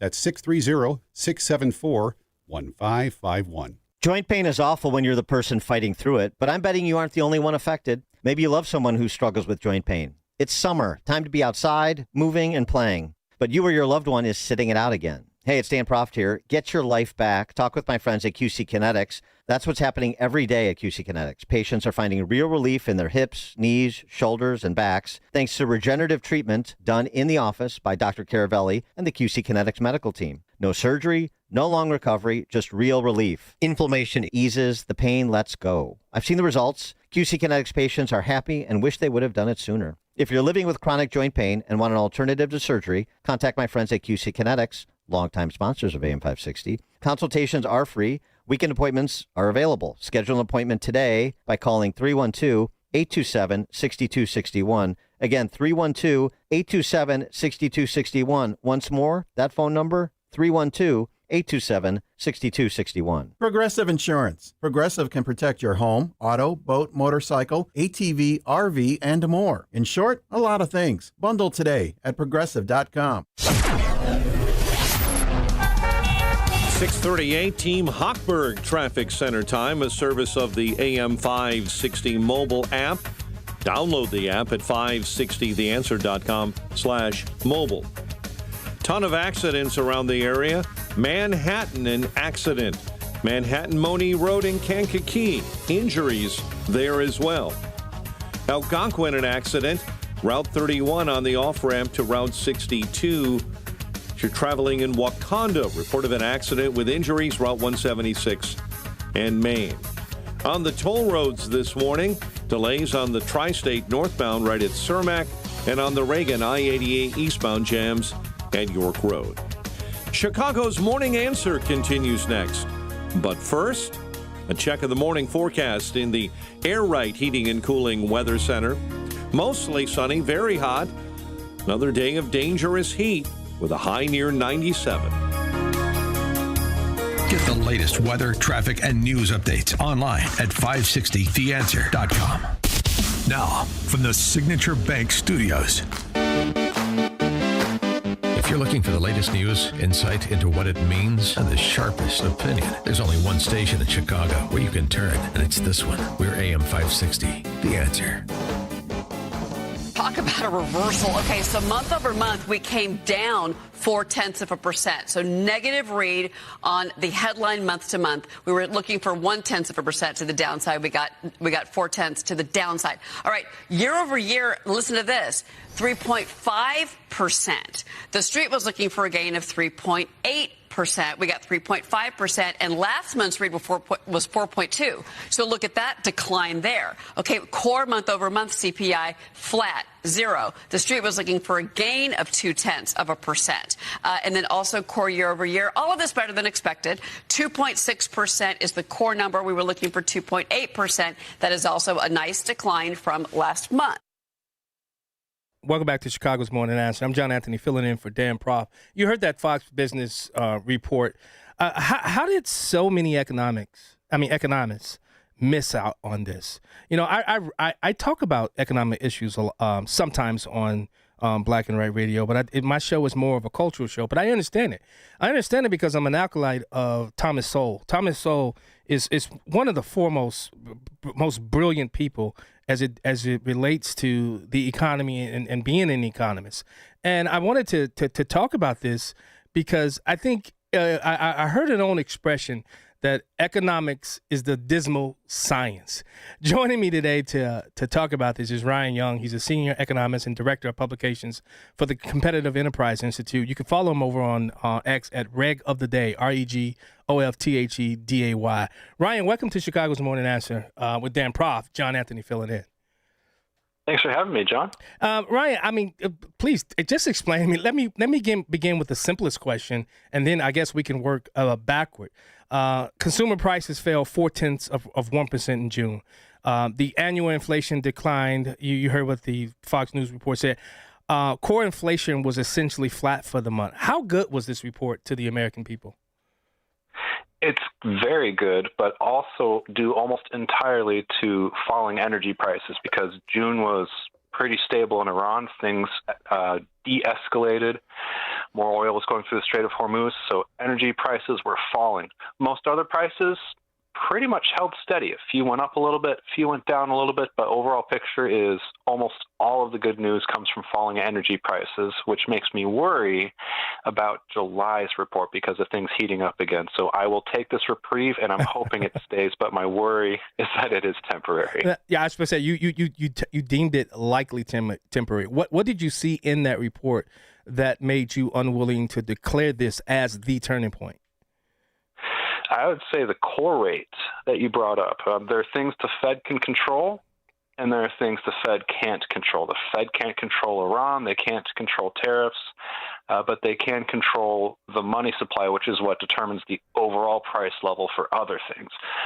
You see energy prices go up and down on their own because of Iran or because of other things, and overall prices really depend on what the Fed does. So when they raise or lower interest rates, that's what they have their eye on. And that is holding steady. 2.6% is pretty good. Our target is 2%, so still too high there. The Fed still has a little bit more to do. But what the Fed can control, they seem to be controlling okay. Always room for improvement, but they're doing okay. You know, I saw reports, 67 economists got this wrong. Ryan, why did the consensus get this report wrong? Was it a problem with the models? Was it the assumptions built into these models, or was it really just the inability to how do I say this? Anticipate the sharp movement in energy prices? Well, I have to quote the philosopher Yogi Berra, who said that it is always hard to make predictions, especially about the future. And when you look at whether it's the Fed's predictions or Wall Street firms' predictions, the only thing consistent about them is that they are always wrong. Yeah. It makes me think of Thomas Sowell, who you brought up earlier, whose biggest lesson is have some humility. No person, no matter how smart, has all the information they need to plan or predict an economy, and that's what we see with all these predictions going wrong.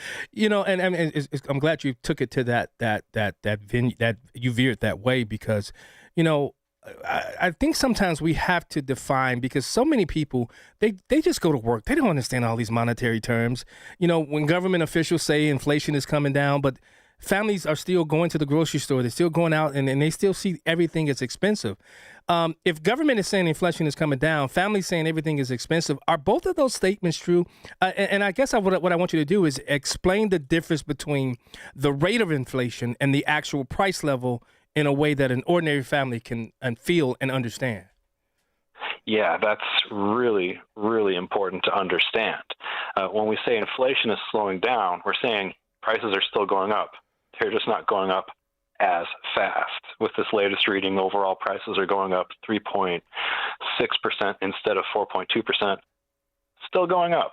Even the Fed's target rate, 2%. Yeah. Prices will still go up 2% a year. I'll take that over 3 or 4%, but it's still going up. And that's one thing we have to be very careful of, because since the COVID inflation, the dollar has devalued by about a quarter. That's 25% inflation or so over the last 5 years. It might be tempting to want to go back to those 2019 prices, but if we do that, that would require 25% deflation, and that could be just as destructive as the inflation that we've seen and are still seeing. Yeah, Ryan Young, I'm glad you touched on that Federal Reserve stated 2% target. How much permanent damage has that done to household purchasing power? And a family doesn't receive a refund for the inflation that it already absorbed. How many years of wage growth above inflation would it take for that family to recover? That really depends on how stable that 2% is. If the rate's moving all over the place, herky-jerky, no one knows what's going on, that's really hard to plan around. But if it's a stable 2%, everyone knows it's coming, everyone expects it, well, then employers can build that in to their contracts. Workers can expect to receive a 2% wage raise no matter what. People can plan around it. People adjust. So that's one thing that makes me worry when politicians see inflation as a way to stimulate the economy, because then you're playing with people's expectations and it makes it difficult to make good financial decisions. It makes it harder for wages to keep up, which right now they are not, even though they were for most of the recent 5 years of inflation. That makes things difficult. So it's really not so much the rate of inflation, it's how steady is it. If it's moving all over the place, that's bad news. If it's a steady increase, then people can plan around it. Yeah, you said you're concerned about July. I mean, was June's relief real or temporary? I mean, when you look at energy prices fell 5.7% in June, and the gasoline prices declined 9.7%. How much of the headline improvement was an energy story? Most of it, actually. I mean, it's, even with a really good June over the last year, energy prices overall are up 15.7% over the last year. Nearly all of that is because of Iran. I mean, the Chicago area right now has gas at $4.47. During the month of June, when things were a little gentler, it was still right around $4. Before February 28, it was $3, and we're not going back to that until at least next year. We'll need some stability and some peace, and oil companies in the Middle East are going to need months. What about the speculators? How much of a part do they play in these rising prices that we're paying at the pump? Not that much. Really? Not this time. They're trying to get ahead of things that are already happening outside of their control, and sometimes they guess right. Sometimes they guess wrong, but the underlying reality of supply and demand are more powerful than any speculator. As I read some of your articles, you use the phrase underlying monetary inflation. What does that mean? How is monetary inflation different from a rise in prices caused by, let's say, war, tariffs, shortage, or even a supply chain disruption? That is the question on inflation, and I'm glad you asked that. The key variable in inflation is how many dollars exist, and how does that compare to the amount of real goods and real services that people are producing? If you double the money supply overnight, double the number of dollars that exist, but nothing else changes, same amount of cars and houses and all that, your price level is going to double. That is what monetary inflation is. So when the Fed talks about a 2% target, they want the money supply, the number of dollars in existence, to grow by 2% above and beyond what the real economy is doing, people building more cars, more houses, more medical services. That's the real underlying monetary inflation. On top of that, you got the supply and demand stuff going on with energy and with everything else. Those are separate issues, and they all show up in CPI, which is why it's so tricky to understand. But that money supply story is the key. If you're just joining Chicago's Morning Answer, I'm John Anthony filling in for Dan Proft. We're talking to Ryan Young. He's the senior economist at the Competitive Enterprise Institute. The standard explanation is that inflation occurs when too much money chases too few goods. Now, you and I both know the government dramatically expanded the money supply and federal spending earlier in the decade. How much of today's inflation is still the delayed result of those previous decisions? A fair amount, frankly, because inflation can be very, very stubborn. We said earlier that the dollar has devalued by a quarter since that great inflation began. Nearly all of that was because the Federal Reserve basically printed $5 trillion of new money over 2 years, which is quadruple the usual rate, 4 times. And we're still seeing a little bit of that. Whenever the economy is in trouble, you can stimulate the economy a little bit by causing a little bit of inflation. If you put more dollars in people's pockets, the thinking is they'll be more likely to spend a little bit more, and that'll stimulate business activity. And in the short run, yes, that can work. But there's that trade-off. More money chasing the same amount of goods, you're going to get a little bit of inflation. So there's always that trade-off. And that's the game the Federal Reserve is trying to play, because they want to keep inflation down, but they also want to make sure the unemployment rate and the overall economy are healthy. And any decision they make is going to have a trade-off. And now you also took umbrage with some of President Trump's tariffs. Do tariffs create this continuing inflation, or do they produce this a one-time increase in the price level? The textbook models say a one-time increase. And to be clear, since tariffs don't increase the number of dollars that exist, they're not that underlying monetary inflation. They're a separate type of price increase. And the textbook model says, it's a one-time shock. Put a tariff on steel. Steel prices will go up, and it'll work its way into still using products, cars, refrigerators, construction. But that's a one-time shock. We're finding out that's not the case, because people don't like seeing higher prices at the grocery store or at their car dealer.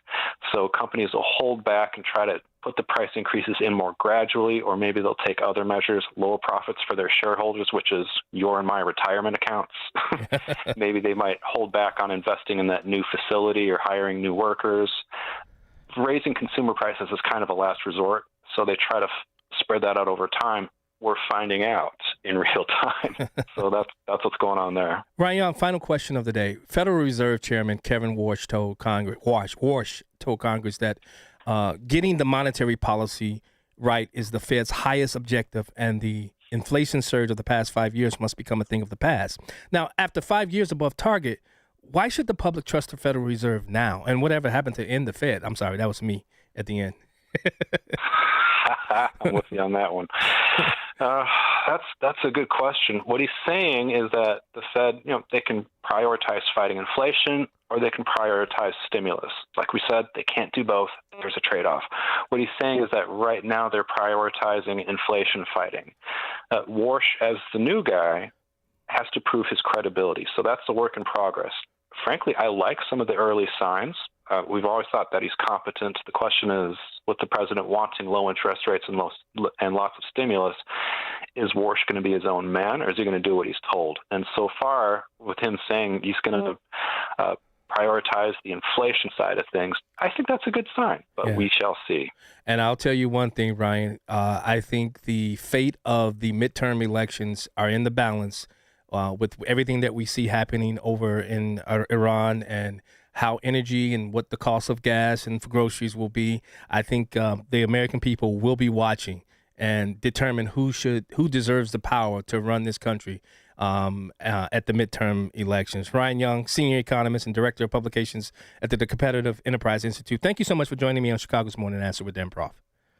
Thank you, Dan. All right. He's the best. And he joined us on our Alpha Wealth Group text line. We'll be right back. The more you listen, the more you'll know. This is Chicago's Morning Answer. Morning Answer on AM 560. The Answer. Foundations of Freedom, a look at America's founding principles and the leaders who shaped our nation. Most Americans think of Abraham Lincoln and they think of the Civil War or the Emancipation. But in 1862, he signed another hugely significant piece of legislation, the Homestead Act. It offered eligible Americans up to 160 acres of land, not as a prize for the powerful, but as an opportunity for ordinary families willing to live on it, work it, and build something lasting. Why did it matter? Because Lincoln understood that freedom was not merely the absence of tyranny. Rather, freedom required responsibility, labor, stewardship, and moral courage. A free people must be given room to build, but they also must be willing to cultivate what they have been given. That still matters today. Liberty without responsibility decays. Opportunity without character collapses. Lincoln's lesson is clear. A nation stays free when its people remain willing to work, build, and steward freedom under God. Hi, it's Amy Jacobson, and last year I hired Level 10 Coatings to give my garage floor a total makeover, and I am loving it. It still looks great, shiny and clean. Level 10 Coatings. Now, you've got to call these guys if your garage floor is cracked, stained, still covered in salt. Don't live like that. Get it done now so you can enjoy it this summer. Level 10 Coatings. They're fast, reliable, and highly professional. Guess what? I went to work. When I came home, it was done. A shiny new gleaming garage floor. A quick, easy fix, and it's guaranteed never to chip or peel. Why? It's not an epoxy job. It's better. Level 10 uses polyurea, which is much better than epoxy. So schedule your free quote today and mention me, Amy, to receive $500 off. Visit level10coatings.com. That's level, the number 10, coatings.com, or call 855-510-2628. Staff are local and ready to answer questions. Level 10 Coatings, your premier concrete coating experts. Time's up. The IRS isn't waiting. They're coming for your paycheck, your bank account, even your home. You ignored the letters. You thought it would go away. It won't. If you owe more than $10,000 in back taxes, you are already in the crosshairs of the IRS. Wage garnishments, bank levies, tax liens, they're not threats. They're next. But here's the truth. You still have a chance to fight back. This is Patrick Noon with PJN Tax Solutions Group. We are a local tax resolution firm located right here in St. Charles, Illinois. Don't call some 1-800-FIRM 10 states away. We're right here. Call us now at 630-415-5296. We don't do fluff. We get results. Call us now, 630-415-5296. That number again, 630-415-5296. Or just Google, I want the IRS off my ASS. Only the biggest stories, only the biggest guests, and only the biggest opinions. This is AM 560, The Answer. If you owe the IRS $5,000 or more, you can try taking on the IRS alone, or you can get help. And choosing a tax resolution company that actually delivers can be tricky. Priority Tax Relief stands out with proven results, an A+ Better Business Bureau rating, and a strong 4.9-star Google rating because we fight for big savings. Our tax professionals will call the IRS with you for free. They will have you connected within minutes to put a hold on your account and start negotiating a settlement all before you pay a dime. We've helped thousands settle for pennies on the dollar. If you're facing wage garnishment, liens, levies, audits, or IRS letters, our team has a direct IRS relationship for faster resolutions. Whether you owe the IRS $5,000 or hundreds of thousands, we handle every case with care and urgency. Don't risk it on flashy promises. Call Priority Tax Relief now to see what savings you qualify for. Call 800-778-1795, 800-778-1795. That's 800-778-1795. Identity theft can cost more than you think. Drained investment accounts, stolen tax returns, lost wages, expenses for lawyers. It's a lot. That's why LifeLock is backed by the $1 Million Protection Package, which covers up to $1 million for stolen funds, fees, and experts and lawyers, and out-of-pocket expenses. Don't face the burden of identity theft alone. Protect your future and finances with LifeLock. Join now. Save up to 30% off your first year with promo code BECK at LifeLock.com. 1-800-LifeLock, promo code BECK, LifeLock.com. Terms to apply. My name is Whitney Allen, and I'm a widow. My husband, Ryan, died. We never thought we'd ever have to use life insurance, but the unexpected happened. With Ethos, signing up was fast and 100% online. You can get a quote in seconds, apply in minutes, and get same-day coverage. No medical exams, and you can get up to $3 million worth of coverage. I'm grateful we were prepared. Get your free quote at ethos.com/term. That's ethos.com/term. Paid spokesperson. Time spent on application may vary. Online health questions required. News, opinion, insight. This is AM 560, The Answer. WIND, Chicago. Streaming at 560theanswer.com on the AM 560 mobile app, or tell your smart speaker to play The Answer Chicago. The U.S. military is striking Iran again. I'm Dave Anthony, Fox News. It's the fifth straight day of attacks. It started about 2 hours ago. They'll continue until I say it's enough. I mean, they'll continue. They've been The word the military likes to use is degrade. They've been degraded. And President Trump also tells Fox the attacks will ramp up next week, threatening to blow up Iran's power plants and bridges unless they return to nuclear negotiations. A U.S. Navy blockade around Iran's ports is back in place as both countries vie for control of shipping through the Strait of Hormuz, and Iran keeps launching missiles and drones at other Gulf countries. CENTCOM Commander Admiral Brad Cooper gave a number we haven't heard yet. Nearly a dozen civilian crew members killed, missing, or injured by the Iranian strikes. And he added, U.S. forces are holding Iran accountable for unwarranted aggression that continues to endanger innocent lives. Iran has insisted they are not firing at their neighbors, but firing at U.S. targets in those countries. Fox's Mike Tobin in Tel Aviv. The Coast Guard keeps searching for 3 people still missing in the San Francisco Bay the morning after a pontoon boat capsized and sank. The reports we've had from witnesses is that there was rough seas, and apparently the vessel began to take on water and was turned over in the bay. San Francisco Fire Chief Dean Crispin, 17 people were rescued, but 1 later died. Acting Attorney General Todd Blanche goes to the Senate next hour for a confirmation hearing that could get testy. Todd Blanche is expected to face some tough questions, and not just from Democrats, but potentially Republicans, too. North Carolina Republican Senator Tom Tillis had said last month a proposed DOJ fund to pay those who claimed the government was once weaponized against them might mean a no vote for Blanche from him if January 6th rioters would have qualified. The weaponization fund is no longer being proposed, and Tillis has since said he's in a good place with Blanche. Fox's Jessica Rosenthal. There's also a confirmation hearing next hour for Jay Clayton, the Director of National Intelligence nominee. America's listening to Fox News. 75 degrees at 7:02. Good morning. I'm Mike Scott in the QC Kinetics newsroom.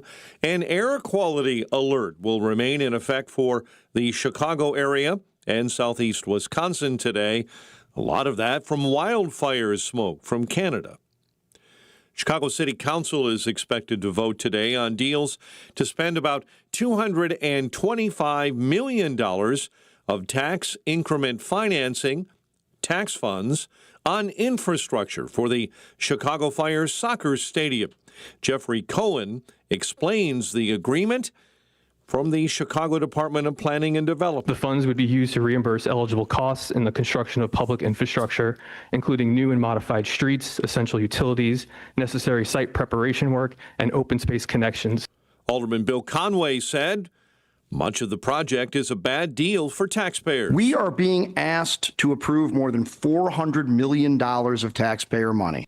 Alderman Brendan Riley agreed, questioning the transfer of funds from the Canal Congress TIF district to the district where the stadium is being built. Is there any plan, any mechanism to, at some future date, port back monies to the TIF district that is being raided? Cohen later admitted the parking garage cost would be about $68,000 per parking space. A North Suburban middle school teacher has been fired after allegedly using artificial intelligence to create child pornography. The Libertyville District 70 Board of Ed voted to fire Marshall Sheffer Tuesday night. He was a teacher at Highland Middle School. A large data center was recently approved in Hobart, Indiana.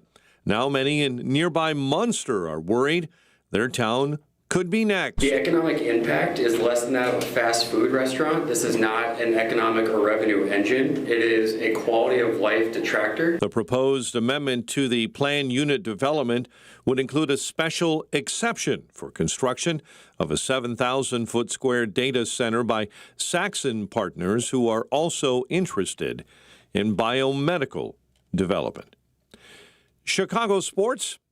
Well, it was the American League dominating the Nationals 4-0 in the All-Star game in Philly last night. White Sox slugger Miguel Vargas launching a massive solo home run to seal the win. The news, a service of Allstate. Some people just know the best rate for you is a rate based on you, not one based on someone else. It's good to know.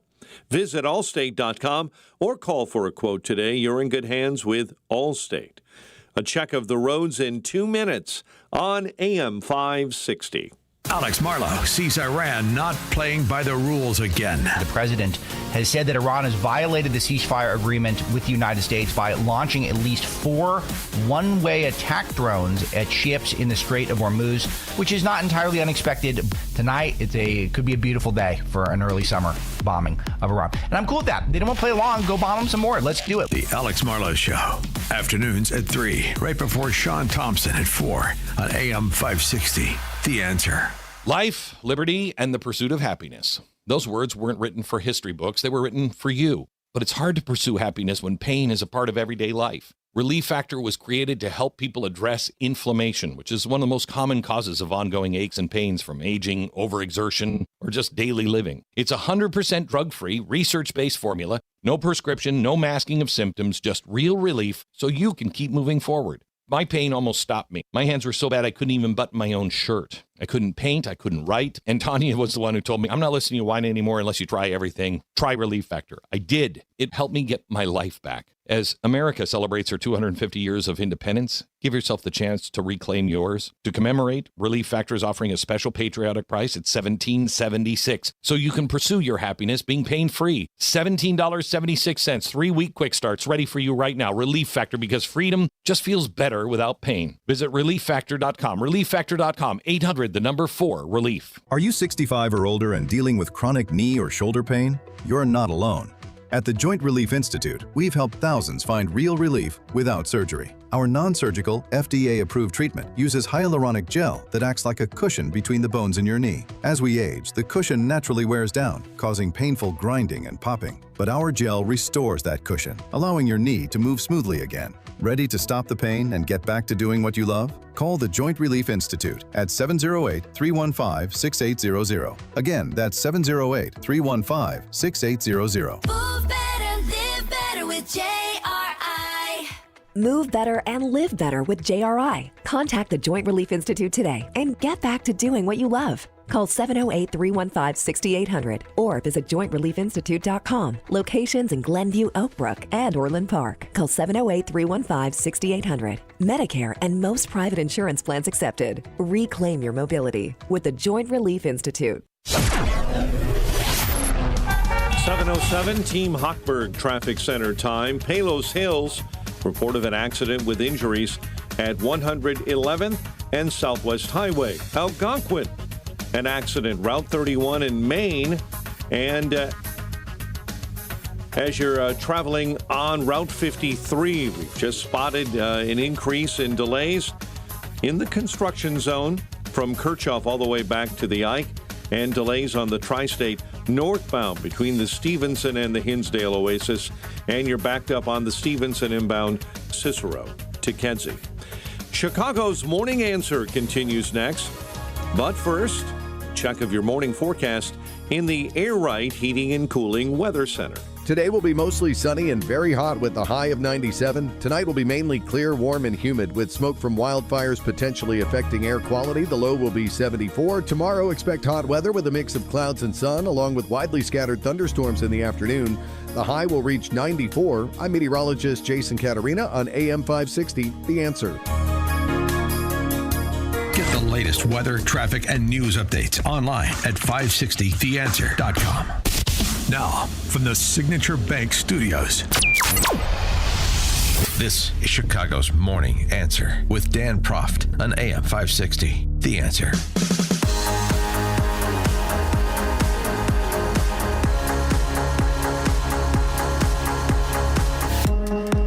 Good morning, Chicago. John Anthony sitting in for Dan Proft, who's probably right now getting on the golf course somewhere or prepping to go to watch the soccer games at FIFA. I want to thank Dan Proft for, Dan doesn't just let anybody fill in for him. So it's an honor to even be among the people that can fill in for somebody like Dan Proft. We've talked about quite a few things. We talked about guns. We talked about communism, socialism. We're talking about even the economy and how so many of the consensus of economists got it wrong. And now there's a question that I've been thinking about. Anybody knows me. I'm a diehard. I love football. And I even had to go through the whole phase where I couldn't tell people I was still watching football because people just didn't know how to handle it. You know, the whole knees and the Colin Kaepernick. I still kept watching football because I love it. I love when football season comes around. I know my buddy Kyle and I, we get together because we're all part of a fantasy group, and we love watching football. Now, when you think about the Chicago Bears, they've played football in Illinois for more than a century. It's not just simply a private business. They are part of the identity, the history, and the economy of this state. To think, which me and Quinn were just talking about, I don't personally believe the Bears are leaving the great state of Illinois. I haven't seen any permits pulled, haven't seen anything done that leans me to the belief that the Chicago Bears are going to leave. And I had on my show, Black and Right, a couple of weeks ago, State Representative Marty McLaughlin. He represents the Illinois 52nd House District, which includes portions of Cook, Kane, Lake, and McHenry counties. Now, this is a guy who understands money. He's a former investment management executive, and he's also a former village president of Barrington Hills. He's introduced a bill that he's proposing that's called the Taxpayer Investment Protection Act, or TIPA, an effort to bring the Chicago Bears back to the negotiation table and keep the team's proposed stadium development in his backyard in Arlington Heights. State Representative Marty, welcome to Chicago's Morning Answer. Hey, John, good morning. How are you today? You know, I know it's a little early for you. Hey, listen, you were talking about golf, right? Yeah. And I'll be out on the links in about 45 minutes with a bunch of mayors up in Fox Lake. So yeah, I don't think Prof will be at this course. He plays a little more highbrow than I do. Oh, yeah. But, yeah, I'll be out with some of our mayors in the region. I'm sure this topic will be coming up. I know it will. You know, Representative, as before we discuss the details of your proposal, I think not only am I, but so many other people they have this question. How did Illinois reach the point where the Chicago Bears are seriously considering leaving this state? Well, John, the one thing that I've learned being in Springfield is that if they can screw up a simple formula, they will. And, 3 years ago when the Bears put $200 million to buy the property in Arlington Heights, it was not for wetland preservation. Yeah. And to imagine that the Bears hadn't identified that as the place that they wanted to be is ridiculous. And and I know all the legislators in Chicago didn't want to have egg on their face and be held responsible when the Bears left Soldier Field. Now, I love Soldier Field. You love Soldier Field. Everyone loves Soldier Field. Here's the problem. They weren't going to own all the property around Soldier Field, and they can do that in Arlington Heights. So it's not just about the stadium. It's about all the regional development that'll go around that stadium, and that's a game changer for the McCaskey family. And frankly, it's a game changer for the region economically, and that's why I want the Bears to be in Arlington Heights and in Illinois, is not just for the stadium and everything that brings, but for all the other economic development in the region. Now, Representative, you are calling your proposal the Taxpayer Investment Protection Act. What exactly would it protect taxpayers from? Walk us through the financial structure in plain language. Yeah, so this is a pretty simple, straight business deal. So here's what it does.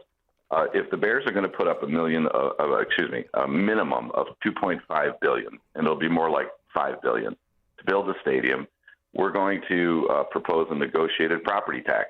So they spend $200 million on the property, Arlington Heights, and the Bears get into a room and they say, look, fair value for this property is $500 million or $800 million, whatever they decide.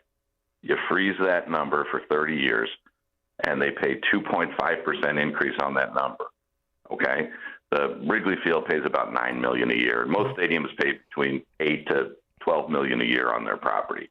That gives certainty to the Bears, but more importantly, it gives certainty to investors.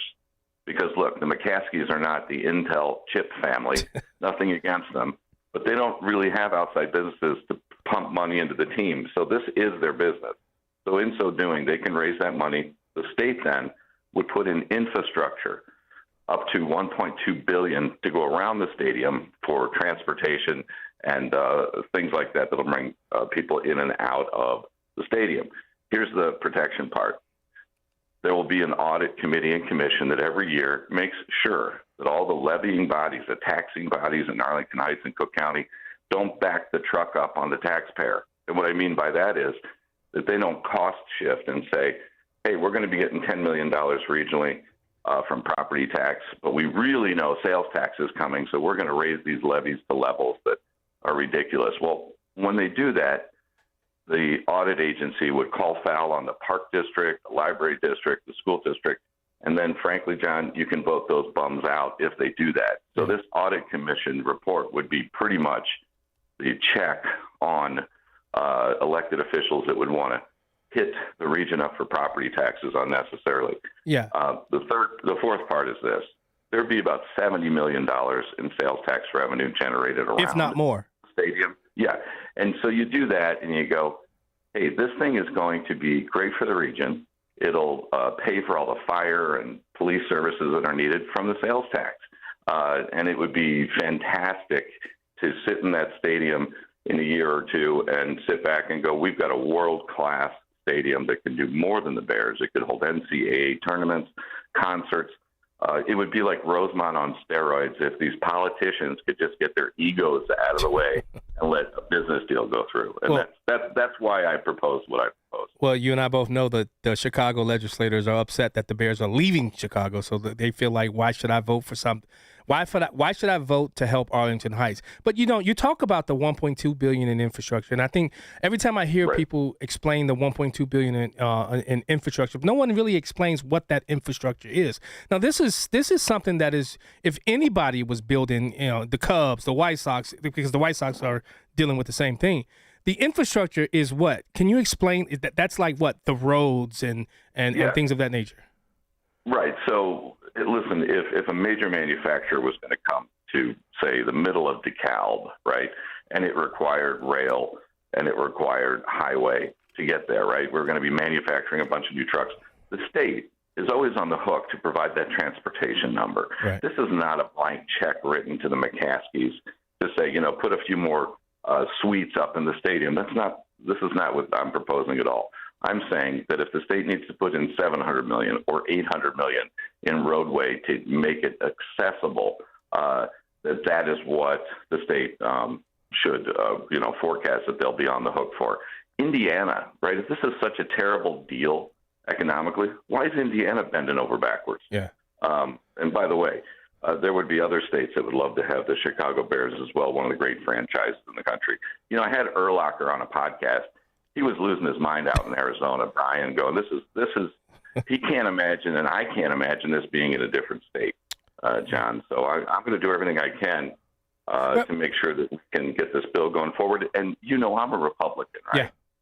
Yeah. The chances of my name on this bill are about zero. Yeah, they're going to stay. They're going to take it. Propose a framework and say, hey, guys, steal this thing. Just take it. Take my name off of it. I'll sit back in the back, and then 2 years from now, I'll go to the Bears. 15 minutes from my home.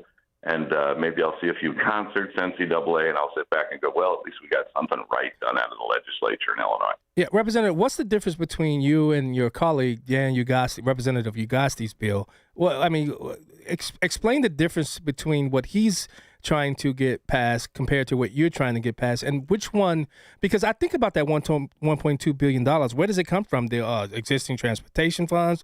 Are there going to be new bonds? Is this going to be a dedicated tax revenue generated by the development of the state's general funds?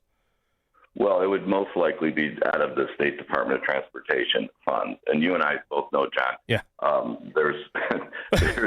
there are a lot of funds in the billions roadway. Yes. They just swept it, right? Yes, they did. And so this isn't like we're saying, hey, you're going to grab $1.2 billion and write the Bears a check. This would probably be over a 2.5-3 year period of time.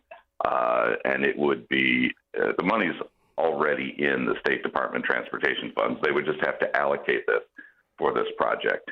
Yeah. What are they, raising the tolls now? Yeah, additional 45 cents. Yeah. Yeah, I've got another bill that I'm asking for us to know before you go through the toll what the charges are. That's another one I'm filing next week. And where's the money going? Listen, it's like going in a restaurant, John, with nothing on the menu, right? Yeah. And all of a sudden the bill shows up and you said, $27 for a cheeseburger? Are you kidding me? If I knew, I would have never gone to the restaurant. Well, and So I should I'm asking for that to go through too. And I should clarify, they're using the interest of what's inside the road fund. They didn't actually sweep the road funds, right? They use the interest that's allocated from that, correct? Yeah, you're talking about the budget shifting. The budget shifting. Yeah. Yeah. But of course, it's a lockbox, John. It'll always stay. It's like Al Gore's lockbox, if you remember. The money will never go out of the lockbox unless the governor and the majority Democrats decide they need it because they can't control their spending. Yeah, the spendocrats have an addiction, and I keep saying, like Sheryl Crow, the first cut's the deepest, guys. You can do it. Let's cut spending a little bit, and then I drive them crazy, but that's my job there, is to point out a little TLC, John, a little truth, logic, and common sense. Well, Representative, I remember Local 150 hit me over the head when Rauner was trying to sweep the road funds, and now they're just saying, okay, the Democrats, I'm sure they're going to sweeten it with some construction deals so that they can go after that fund and move some of that money, because that's the Chicago way, right? Yeah, well, unfortunately, John, I say, my friends on the other side of the aisle, every May they look, like they don't know what's going on, right? But then at 4 a.m, magically, money appears out of nowhere. It's the most amazing thing in Springfield. I always say light's the best disinfectant. That's why we pass these dirty, awful bills at 4 a.m. in the dark, But you've been down there, John. You know how it works, unfortunately. Representative, I'm a little bit perturbed by some of the bills that Governor Pritzker just signed. One of them is Senate Bill 3341, which it allows minors to consent to contraceptive services and supplies without obtaining permission from a parent or guardian. Please explain to me how that's constitutional. That this bill is out there where my child, who's 13, can go into and say, "I want contraceptives." How are they allowed to get away with this? Well, John, this is just one of a number of bills in the last 4 or 5 years that parental consent has been removed on many issues. So the state is deciding that they know better than you do as a parent. And, the one thing I've often said is the state will not co-parent with me as it relates to my 5 children. The people down in Springfield believe they know better than you do for your child. So they keep passing these measures, right, for things that they deem important. Now, if your child has an allergy, right, they have to get a parent to sign off at school to get an injection for an allergy, but not for the things that they're interested in, contraception and a number of others. So it's really backwards, John. There's an assault on parental rights coming in certain states, and unfortunately, Illinois, California, and New York are all aligned on this. And it's not a good thing, and it's really not what government's role is supposed to be. Representative, I one last thing, and I know I'll let you get out there so you can get focused on your what's your handicap too? Well, my handicap's I'm a former baseball player with a Division III injury. So, I'm about a 15, John. I'm about a 15. But I want to get your take on J.B. Pritzker, and he was I believe it's Brett Baier. And J.B. Pritzker said this. But do you believe any illegal immigrant charged with or convicted of a felony should be deported? I think they ought to take the violent criminals and get them out of my state and get them out of the country. I absolutely believe that. But that's not what they're doing. They said they were going after the worst. You don't help them because you're a sanctuary state, right? No, we do. If you bring us a judicial warrant, we will bring you all kinds of help on the ground to go get the bad guys. That's what we want. We want the bad guys off the streets. What we don't want is for people to get racially profiled. That's what's happening right now. Representative, you and I both know that in order for, ICE to carry out their duties, they do not need a judicial warrant to get Pritzker and Johnson to assist them. Why would J.B. Pritzker say something like that, knowing that he's really not helping ICE at this point? Yeah, if you remember when he said that, it was about a year ago, and it was before the summer when he sent National Guard troops to Chicago. It politically, at that moment, he believed that was the position that would help him. And then 2 months later, he completely reversed his position as it related to the funding and the support of federal troops. So, JB, I always like to say, don't listen to what comes out of his mouth, watch what he does. Because there's a lot of hot air that comes out of his mouth, and then he'll do the opposite. He's a political animal. let's be frank, he should have been in a lot of trouble during the Blagojevich years when they were trying to cut a deal for that Senate seat.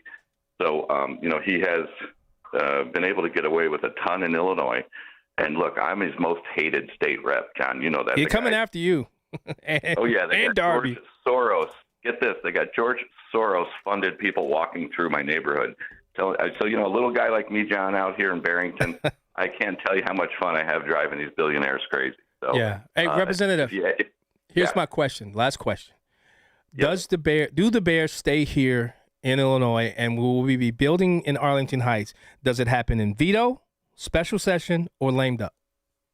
I would imagine that it would take until lame duck before this would happen. That's what I would imagine, because I don't think there's enough backroom chatter going on right now about the Bears to get it done in a special session. So that takes us to veto. Veto, everyone will be worried about elections. So I think I think something will happen in lame duck session. That's my prediction. And that's 2-3 days before the new legislative arm is voted into or sworn into office, right? The new House. Yeah, and that's where they do all the big things, John. The Safety Act and all that stuff. That's where they do all the big stuff because they figure nobody will be held harmless, responsible. It's kind of backwards, but you understand it better than most, and your analysis is pretty good. So, and John, I'll say this. If any of your listeners want to help a guy like me, martyforillinois.com. Any support, check out my videos on there. I've kind of tell it like it is, John. You and your partner in crime, Chris Miller, man, you guys are probably the two funniest old white men I know. Well, they stuck us. They sat us next to each other way back in the chamber there. Yeah. And I think they did that because we're so close to the men's room that the urinal cake smell is starting to affect both of our thinking. Go with your 15 handicap. State Representative Marty McLaughlin, Republican representing Illinois' 52nd House District. Thanks so much for joining us, Chicago's Morning Answer. John, keep up the great work. Thank you, for brother. having me this morning. And he joined us on our Alpha Wealth text line. It's like a hot, steaming cup of information to start your day. It's Chicago's Morning Answer on AM 560. The Answer. Joint pain is awful when you're the person fighting through it, but I'm betting you aren't the only one affected. Maybe you love someone who struggles with joint pain. It's summer, time to be outside, moving and playing. But you or your loved one is sitting it out again. Hey, it's Dan Proft here. Get your life back. Talk with my friends at QC Kinetics. That's what's happening every day at QC Kinetics. Patients are finding real relief in their hips, knees, shoulders, and backs thanks to regenerative treatment done in the office by Dr. Caravelli and the QC Kinetics medical team. No surgery, no long recovery, just real relief. Inflammation eases, the pain lets go. I've seen the results. QC Kinetics patients are happy and wish they would have done it sooner. If you're living with chronic joint pain and want an alternative to surgery, contact my friends at QC Kinetics, longtime sponsors of AM 560. Consultations are free. Weekend appointments are available. Schedule an appointment today by calling 312-827-6261. Again, 312-827-6261. Once more, that phone number, 312-827-6261. Hi, Dr. Huber here with Marty. Marty and I were at the Cigar Festival 2026, and we're here listening to Sean Thompson's show. And Marty told me about he has a sinus problem that Virago seemed to help. Probably for the past 15, 20 years, I would get a sinus infection every spring, every fall, and had to go in, get medication. Since the last 2 years, I've been taking Virago. I have not had any issues with the sinus. If I feel it coming on, I just up the dosage, and then I get the sweats one night, and then it's all gone. I feel great. So you think Virago is a big reason for all this improvement? Yeah, and I don't have to take any sinus medication, which I'm happy about because I don't know what's in half that stuff anyway. Well, that's great, and thanks, Marty. We're glad to tell our Virago fans that we do help with your sinus problems. Thank you.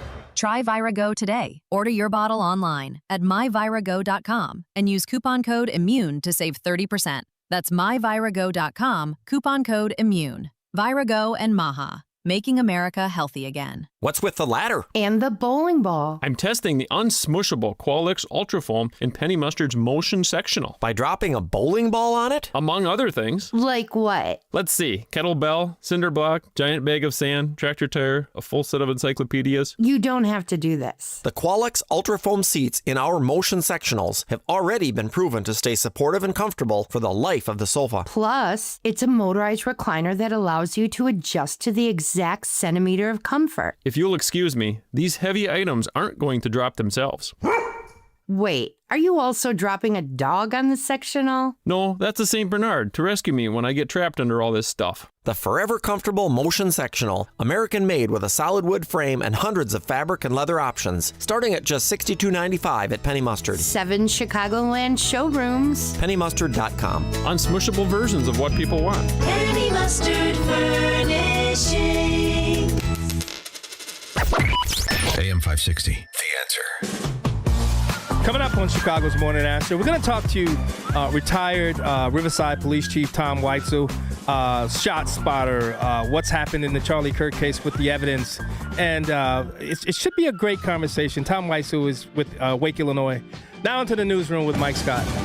7:30 on AM 560. The Answer, 76 degrees. Sunny and hot today, a high of 97, and an air quality alert remains in effect, including the potential for Canadian wildfire smoke to reach our area.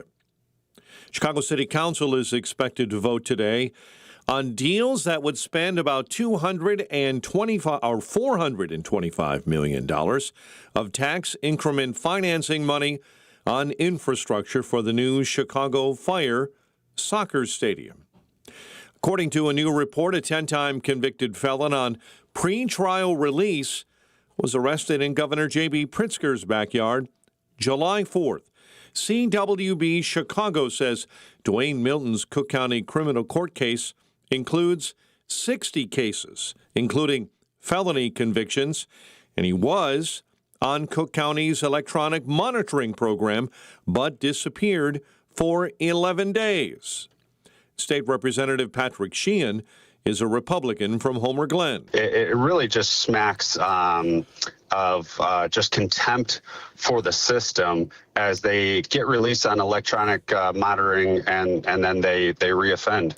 Sheehan says he's glad the governor and family are safe thanks to the swift response of Illinois State Police.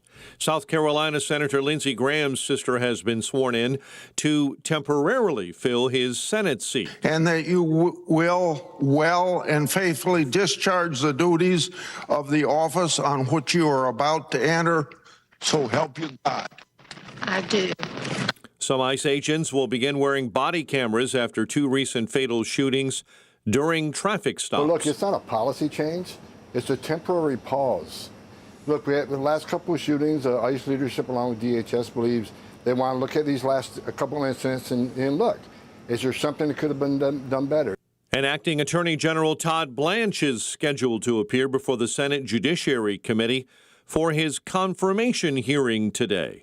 Here's Fox's Jessica Rosenthal. Todd Blanche is expected to face some tough questions, and not just from Democrats, but potentially Republicans, too. North Carolina Republican Senator Thom Tillis had said last month a proposed DOJ fund to pay those who claimed the government was once weaponized against them might mean a no vote for Blanche from him if January 6th rioters would have qualified. They better not have said for 1 minute that the people that beat up police officers like these right down here were righteous people. You come even close to saying that, you don't have a chair of get my vote in judiciary. The weaponization fund is no longer being proposed, and Tillis has since said he's in a good place with Blanche. The death of Senator Lindsey Graham was noted by analysts as well, as Graham had supported Blanche's nomination. Jessica Rosenthal, Fox News. United Airlines is getting rid of middle seats in select rows of its new Airbus A321 aircraft. The Chicago-based carrier announcing its new fleet being put into service later this year will feature a row of Economy Plus seating with a non-bookable middle seat. What's more, the row's middle seat will instead be affixed with a table that stretches from armrest to armrest, shared by passengers on either side. Chicago sports. Sox slugger Miguel Vargas launches a massive solo home run to seal the American League win over the Nationals 4-0 in the All-Star game. Spain beat France in the World Cup semifinal 2-0. England and Argentina are next. The news service of the AM 560 mobile app. Download the app at 560theanswer.com/mobile. We'll have a check of the roads in 2 minutes on AM 560. Sean Fest returns on August 28th at the Westin Chicago Northwest in Itasca. Be a part of a live, on-location broadcast of The Sean Thompson Show, including a performance of the national anthem, followed by live music, food, drinks, and an opportunity to meet Sean Thompson. Registration is free. Go to 560theanswer.com/SeanFest. That's 560theanswer.com/SHAUN Fest. Sponsored in part by Class A Insurance, owned by Thomas Iacetta.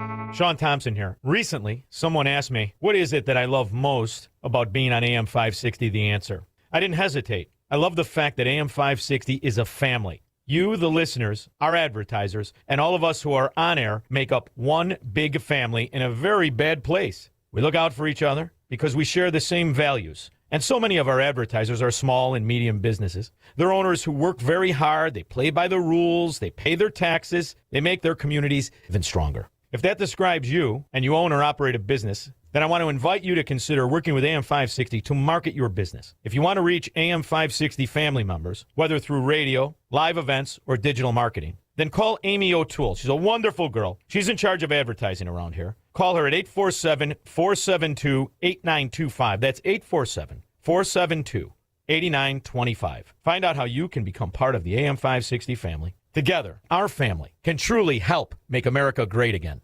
This is an important notice to all U.S. taxpayers. The IRS is giving away billions of dollars in tax savings through a federal program called the Fresh Start Initiative to aid delinquent taxpayers. This initiative was established for anyone facing financial hardship and unable to pay their back taxes. Qualifying and enrolling in this program will stop all collections, settle your delinquent tax problem, and even reduce what you owe by thousands of dollars. Call the hotline at People's Tax Relief to see if you qualify and get this free information by dialing 800-431-2715. If you have unfiled tax returns or cannot afford to pay your personal or business back taxes, you can now get the help you need. One simple phone call can resolve your tax problem and save you thousands of dollars. To see if you qualify and to get this important free information, call 800-431-2715. 800-431-2715. 800-431-2715. Concerned about your retirement accounts or bank savings?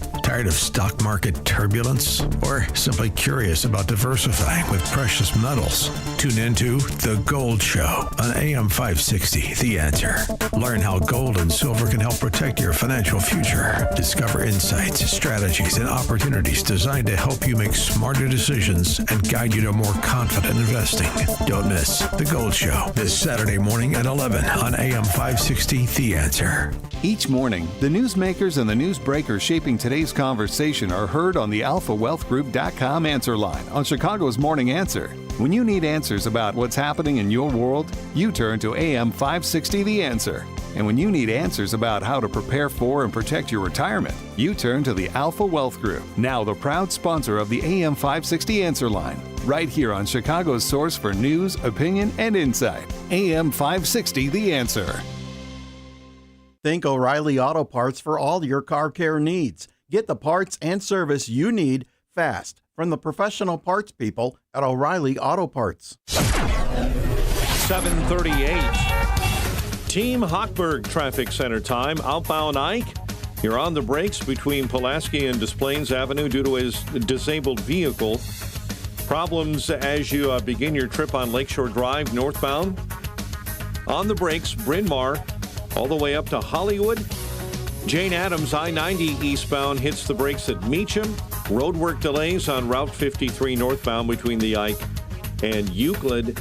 Accident cleanup, Route 31 in Maine in Algonquin. Traffic is a service of Allstate. Some people just know you could save money on car insurance by checking Allstate first. Those people are probably saving a carload of cash right now. So what are you waiting for? Check Allstate. You're in good hands. with Allstate. Chicago's Morning Answer continues next, but first, check out your morning forecast in the Air Right Heating and Cooling Weather Center. Sunny, very hot, dangerous heat for some, and a high of 97. Get the latest weather, traffic, and news updates online at 560theanswer.com. This hourly segment is brought to you by Goldilocks, offering smart security systems to homes and businesses. Call Goldilocks at 708-889-5600. Now, from the Signature Bank Studios. If you're looking for the latest news, insight into what it means, and the sharpest opinion, there's only one station in Chicago where you can turn, and it's this one. We're AM 560, The Answer. Welcome back to Chicago's Morning Answer. I'm John Anthony filling in for Dan Proft.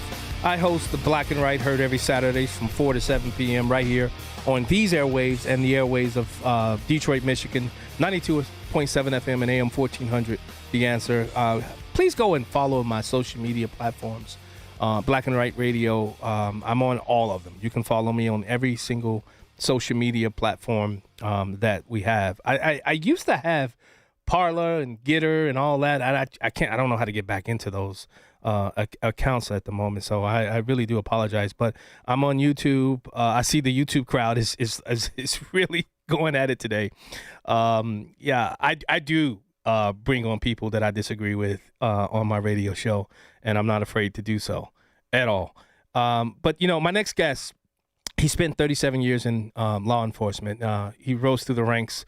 All of the ranks of the Riverside Police Department before he served the final 13 years as its chief.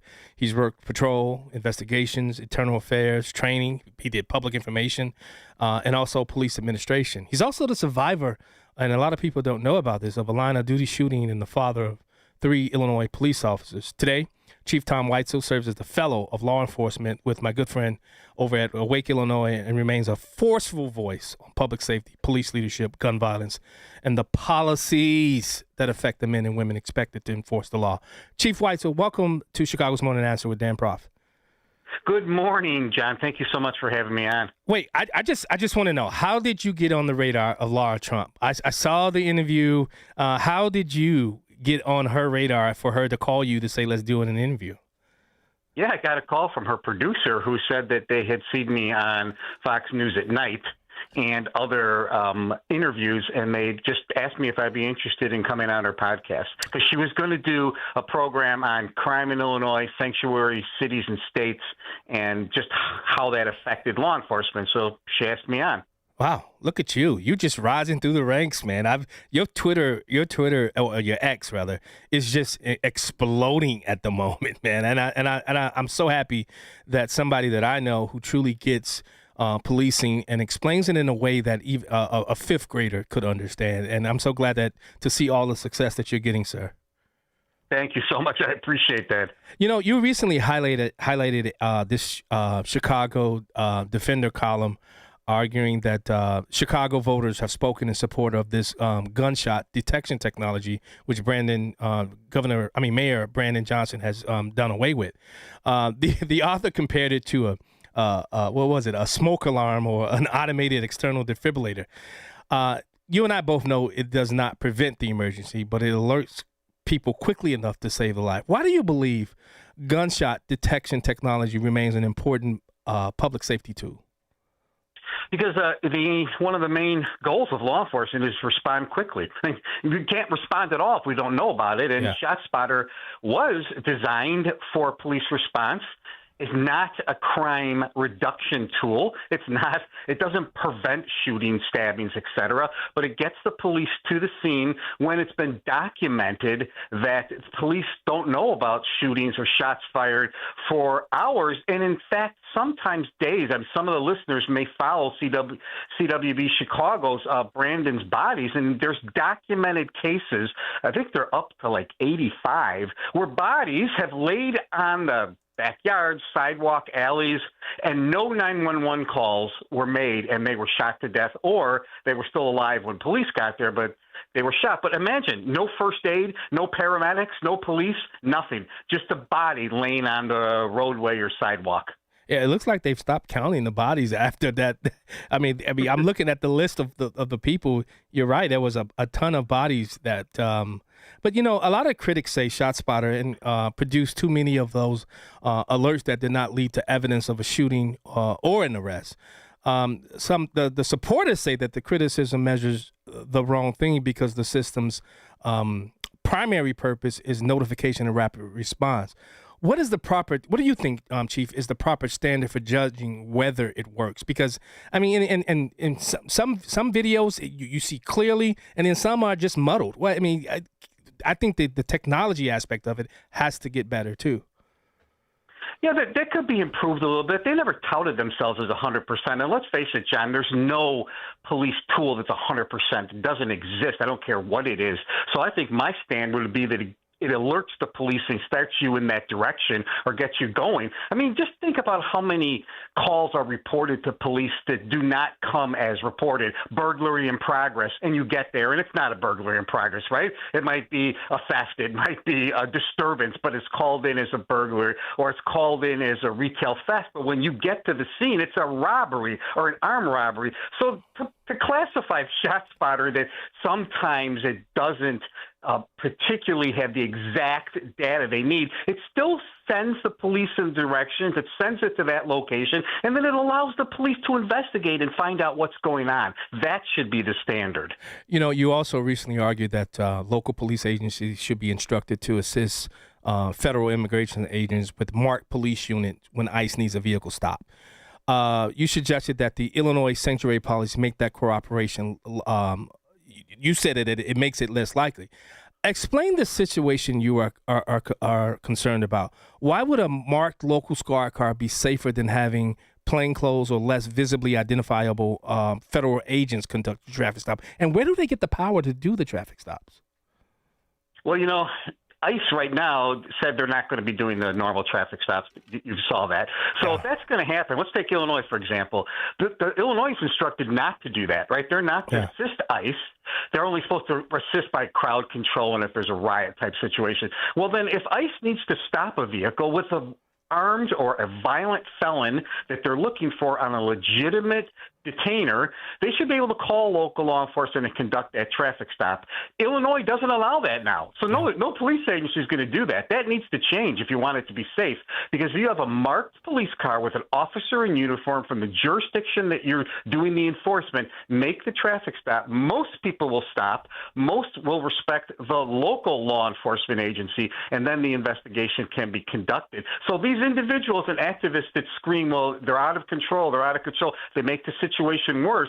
If you want it to be safer, then you're going to need to involve local law enforcement because of the ICE new policy on traffic stops. Chief, when you were chief of Riverside, we still had this issue. We had this issue where ICE had to work with local law enforcement, and I'm sure they worked with you in Riverside. Did they always need this judicial warrant for you to assist ICE before this new policy came into existence, that they just simply couldn't assist ICE? No, they did not. We would get ICE detainers. Every law enforcement agency in Illinois did before there was this huge controversy. And it usually happened like this. You arrested an individual for anything, DUI, suspended, retail theft. Once their fingerprints are booked into the system, if they had a detainer from the federal government, we would get a fax. Back then, a fax, probably a PDF now. They'd send you a fax that we have a legitimate detainer. We will pick this individual up within 48 hours. Please hold them for us. Yeah. And local agencies would hold the individual for the federal government to come pick up. That's exactly how it works. What changed? Politics, maybe? Politics changed, without a doubt. What happened is politics changed. And, John, you look at when that happened. There weren't any controversy. There wasn't anything. And you know why that happened? Because the individual was in custody. Yeah. So there was no foot chases, no car chases. There was no shooting, stabbings. If they allowed ICE detainers to be honored when the individual is in custody, this violence would go down 85% immediately. Yeah. Tom Homan went to, he was coming out, I believe he's coming out of the White House, and he had this to say about some of the things that the fake news is reporting on ICE. It's reporting out there, People say there's fear in the immigrant community. Well, most of the fear comes from the hateful rhetoric being passed by people up on the Hill and some media. You know, people think we raid elementary schools. People think we raid churches. People think we raid hospitals. Give me one example, any of you, where we arrested anybody in the hospital, or we arrested anybody in elementary school, or we arrested anybody in church. The only people that violated the sanctity of a church was Don Lemon and his group. But when they keep putting these false stories out, it does put fear in the immigrant community. And I'll say it again, if you're in the country legally, you should be concerned. Now, Chief, you are a former public information officer. I think it's incumbent upon a lot of these police departments and their PIO offices to ensure that the media and a lot of these things that come out, specifically the city of Chicago and the sheriff's office, they need to do a better job of refuting these fake stories, correct? And what role does the media play in that? Plays a huge role, and I could tell you that a lot of public information officers are being fed that information from above them. So they're putting out these press releases and news releases that's pre-printed that some politician sent to the chief, superintendent, sheriff, whatever your title is, and then your PIO is spitting that out. It's not coming from the local police agency. It's coming from the politicians. Yeah. I mean, I'm a former public information officer. That's one of the reasons why I know the pressures that you get when and how to report or how to list the press release when you're doing it, and how many eyes and ears and how many hands touches that thing. It's amazing. But before you go, I want to really quickly, you've seen the Tyler Robinson case against he murdered Charlie Kirk. I looked at the evidence. I sat through all of what was happening with the preliminary hearing. You hear a lot of people that are out there saying all these different type of things. How strong was the evidence? How strong do you think the prosecution presented the case at this hearing, preliminary hearing? Extremely strong evidence. I don't think there's a police investigator in the United States that wouldn't tell you that. I mean, just from my experience of what I had to submit as evidence when I was a detective to felony review in Cook County, that the amount of evidence they have in that case would get you approval or an indictment immediately. There's a large amount of evidence. So, let's face it, you and I both probably had cases go through that had much less evidence than that were approved at the felony level. Yes, this is true. And another thing, I think Lance Twiggs had a bigger role in this than what we've been led to believe, and I can't wait to see if the probable cause is met, that it goes to trial. I can't wait to hear exactly the role that Lance Twiggs. I don't think Tyler Robinson did this by himself. I think that part is where Candace and the other group have gotten it right. I do not think he did this by himself. I think there was a group of people that got together. I could be wrong. I mean, and I'm okay to admit when I'm wrong, Chief. Do you think Twiggs had a larger role in this than we've been led to believe? I'm not sure about that. Like, I only like to go with what the evidence is. That's the way I was trained my whole life. So I would say right now that they have the right person charged. They have the right amount of evidence. They have significant amount of evidence, and they have enough for a successful prosecution. Let's make no doubt about that. Chief, where can people follow you on your X and any other social media accounts you have? Yeah, they can follow me on X at Chief Weitzel, and I'm on TikTok the same. They can just Google Chief Weitzel. I have my own Substack column at Substack called The Memo. They can follow me there. You can just Google my name, Chief Weitzel. They all come up. But I do have a lot of information on my X account at Chief Weitzel. What's coming up? You got any articles you're prepping for? You want to tease us with? Yeah, I just wrote a column for the Chicago Contrarian. I don't know if you're aware of that organization. I love the Chicago Contrarian, yes. I just wrote a guest column for them on police leadership, not only in Illinois but nationwide, and how it's time for police leaders to step up and lead and not have politicians walk you down like a puppet. Dude, the worst thing that has ever happened to policing is politics infected it with a virus. And if we can ever go back to just the evidence and just the science of policing, I think policing would be such a better place. Agreed, 100%. All right, Chief Weitzel, former retired chief of Riverside Police Department. Thanks so much for joining us on Chicago's Morning Answer. Thank you so much. Have a great day. You as well, sir. And he joined us on our Alpha Wealth Group .line. There's only one radio show in Chicago talking about today's biggest stories and telling you what they really mean. That show is this one. Chicago's Morning Answer on AM 560, The Answer. Hear podcasts from Chicago's Morning Answer, The Sean Thompson Show, and all of your favorite AM 560 hosts. Go to 560theanswer.com/podcasts to listen and subscribe. Networks, streaming services, retail chains, and tech giants are all adding plus to their names. But where did the concept originate? We may be biased, but we think these big wigs found their inspiration for plus at Hassellus Mattress. Hassellus showrooms are employee-free. Give your mattress a try with no pushy sales guy. Plus, our 35 beds from the top 5 brands start at $293. Plus, unbeatable prices on Tempur-Pedic. Plus, free next-day delivery and setup. Plus, free haul away and disposal of your old mattress. Plus, 60-month interest-free financing on select Tempur-Pedic with approved credit. Plus, a $300 MasterCard gift card with your Tempur-Pedic mattress. Plus, a ruggedly handsome spokesman with a smooth radio voice. Get all this, plus a whole lot more when you shop at Hassellus Mattress. Or maybe we should change our name to Hassellus Plus. Nah. Open 9 to 9. Find an employee-free showroom near you or shop online at hassellus.com. On Salem News Channel, principled voices are shaping today's conversation. Scott Jennings brings clarity to the toughest debates. Josh Hammer's blistering commentary puts politics and culture on trial. And Alex Marlowe's insight connects us to what matters most. Watch anytime on Samsung TV Plus, Pluto TV, or find us on your screen at snc.tv. 3 new shows, 1 powerful lineup. Salem News Channel, across America. Business owners, now's the time for your business to make the move to a locally owned business bank. Hi, Mike Gallagher here to let you know that you don't have to look far. Signature Bank was founded in Chicago with a simple mission: to help companies like yours grow, succeed, and thrive.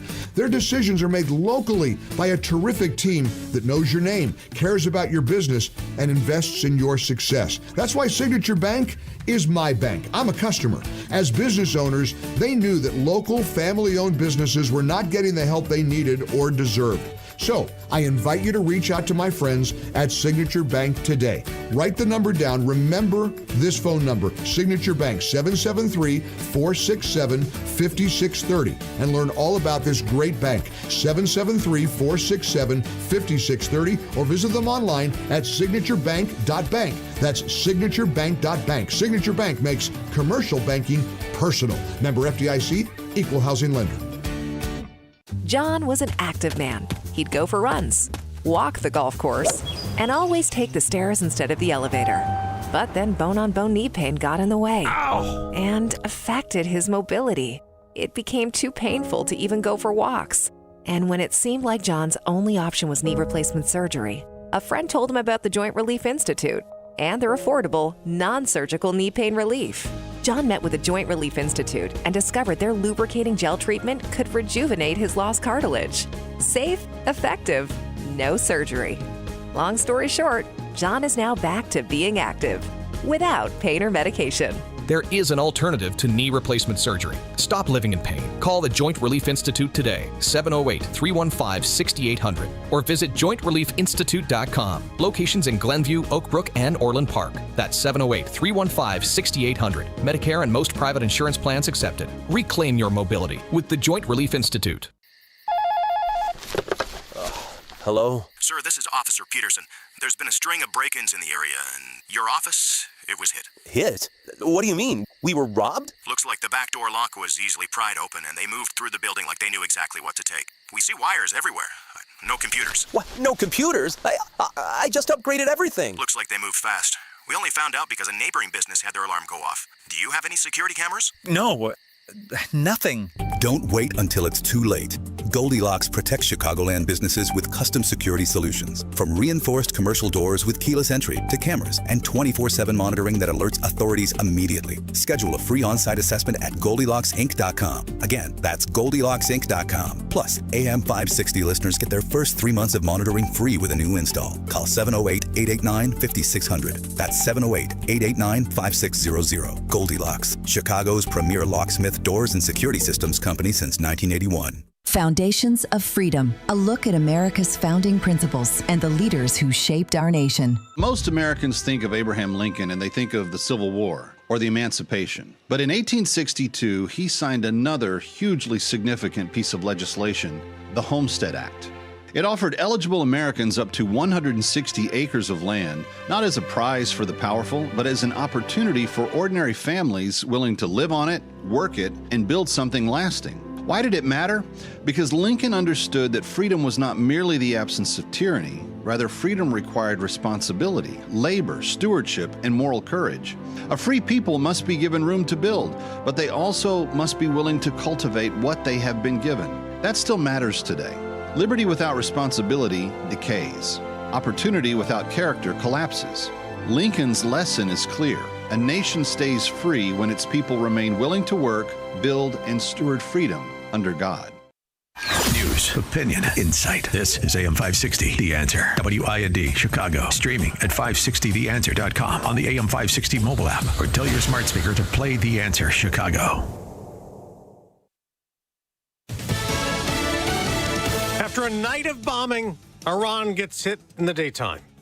I'm Dave Anthony, Fox News. A fifth straight day of American attacks. At 6 a.m. Eastern, 1:30 p.m. in Tehran, U.S. Central Command resumed airstrikes on Iran. The goal, once again, to make it harder for Iranian forces to attack commercial shipping in the Strait of Hormuz. Iran, though, is threatening to expand the conflict. The Revolutionary Guard warning regional energy exports are either shared by all or denied to all. A hint they're ready to target Gulf Arab interests. Fox's Jonathan Savage. President Trump tells Fox after a Navy blockade went back into effect around Iran's ports, unless they return to nuclear negotiations. Next week it gets really bad for them because next week comes the power plants. Next week comes the bridges. The president posted this morning on Truth Social that ICE is doing a great job and we can't give up one of its most important and effective crime-fighting tools, the traffic stop. Writing it'll play right into the criminals' hands. This after ICE put a hold on most stops following deadly shootings in Maine and Texas. Border czar Tom Homan tells Fox. We'll let this play out where it is, but I think ICE is going to continue doing record arrests, record removals, and this is, I wouldn't even call it bumping the road. I mean, this is going to be a short-term review. In both shootings, Homeland Security says the drivers killed used the vehicle as a weapon. Neither were the target of the immigration enforcement being conducted. Acting Attorney General Todd Blanche is about to face tough questions at a Senate confirmation hearing starting now. His time as a Trump personal lawyer will be under scrutiny, and Fox's David Spunt reports. Blanche's critics in the Senate, and there are plenty, will most likely bring up the Jeffrey Epstein files and the mistakes made with how the department handled the release of those files. Blanche himself has admitted there were mistakes when it came to redactions and potential victim identity releases. There's also a confirmation hearing this hour for Director of National Intelligence nominee Jay Clayton. We may no longer need to change the clocks twice a year. The House passed a bill to make daylight saving time permanent. The Senate considers it next. America's listening to Fox News. 77 degrees at 8:02 on AM 560. The Answer. Good morning. I'm Mike Scott. An investigation is underway into a death on Chicago's north side. Police say officers found a man unresponsive late yesterday in the 3600 block of Lakeshore Drive. Autopsy results are pending. At Chicago City Hall, City Council members are expected to vote today on deals to spend $425 million of tax increment financing dollars on infrastructure for the Chicago Fire Soccer Stadium. Alderman Bill Conway says much of this project, in his opinion, is a bad deal. We are being asked to approve more than $400 million of taxpayer money. With over half of it, Conway says, going to a parking lot and a plaza. Chicago's top cop is officially retiring today after more than 30 years of service with the department. Mayor Brandon Johnson says Larry Snelling will be replaced by Fred Waller as an interim superintendent while a search is conducted. And two teen girls riding an e-bike were hurt badly in a crash in Libertyville late last night. The crash occurred near Milwaukee and Winchester Road. One girl transported from the scene to Advocate Condell Medical Center, then Lurie's Children's Hospital with life-threatening injuries.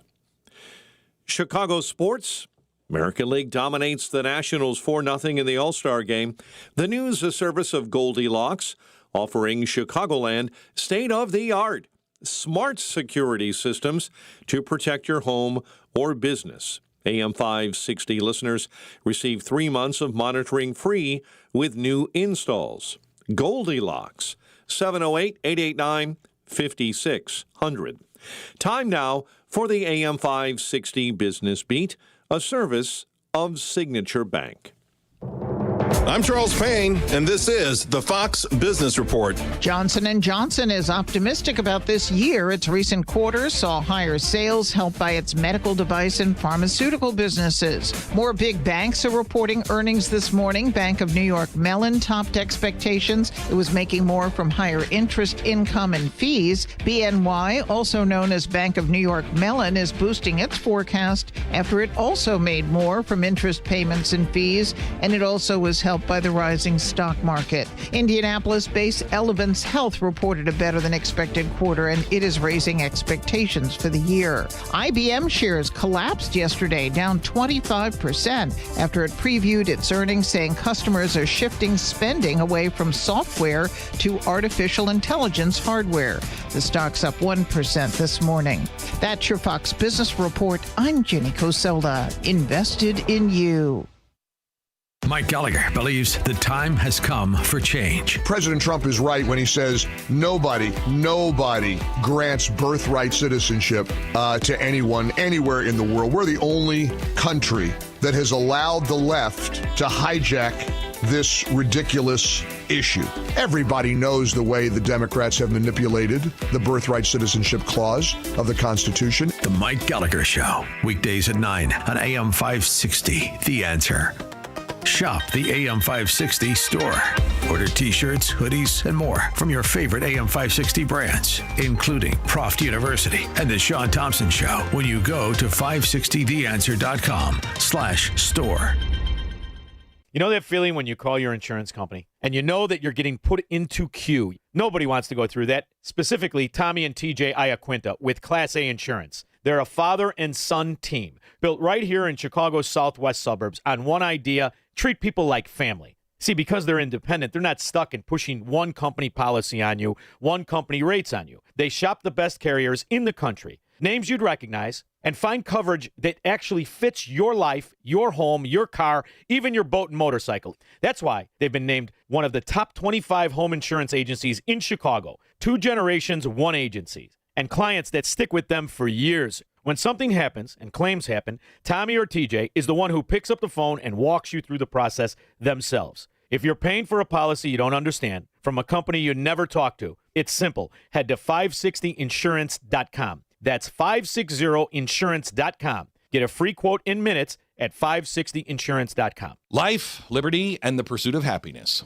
Those words weren't written for history books. They were written for you. But it's hard to pursue happiness when pain is a part of everyday life. Relief Factor was created to help people address inflammation, which is one of the most common causes of ongoing aches and pains from aging, overexertion, or just daily living. It's 100% drug-free, research-based formula, no prescription, no masking of symptoms, just real relief so you can keep moving forward. My pain almost stopped me. My hands were so bad I couldn't even button my own shirt. I couldn't paint, I couldn't write. And Tanya was the one who told me, I'm not listening to wine anymore unless you try everything. Try Relief Factor. I did. It helped me get my life back. As America celebrates her 250 years of independence, give yourself the chance to reclaim yours. To commemorate, Relief Factor is offering a special patriotic price at $17.76, so you can pursue your happiness being pain-free. $17.76, 3-week quick starts ready for you right now. Relief Factor, because freedom just feels better without pain. Visit ReliefFactor.com. ReliefFactor.com. 800-4-RELIEF.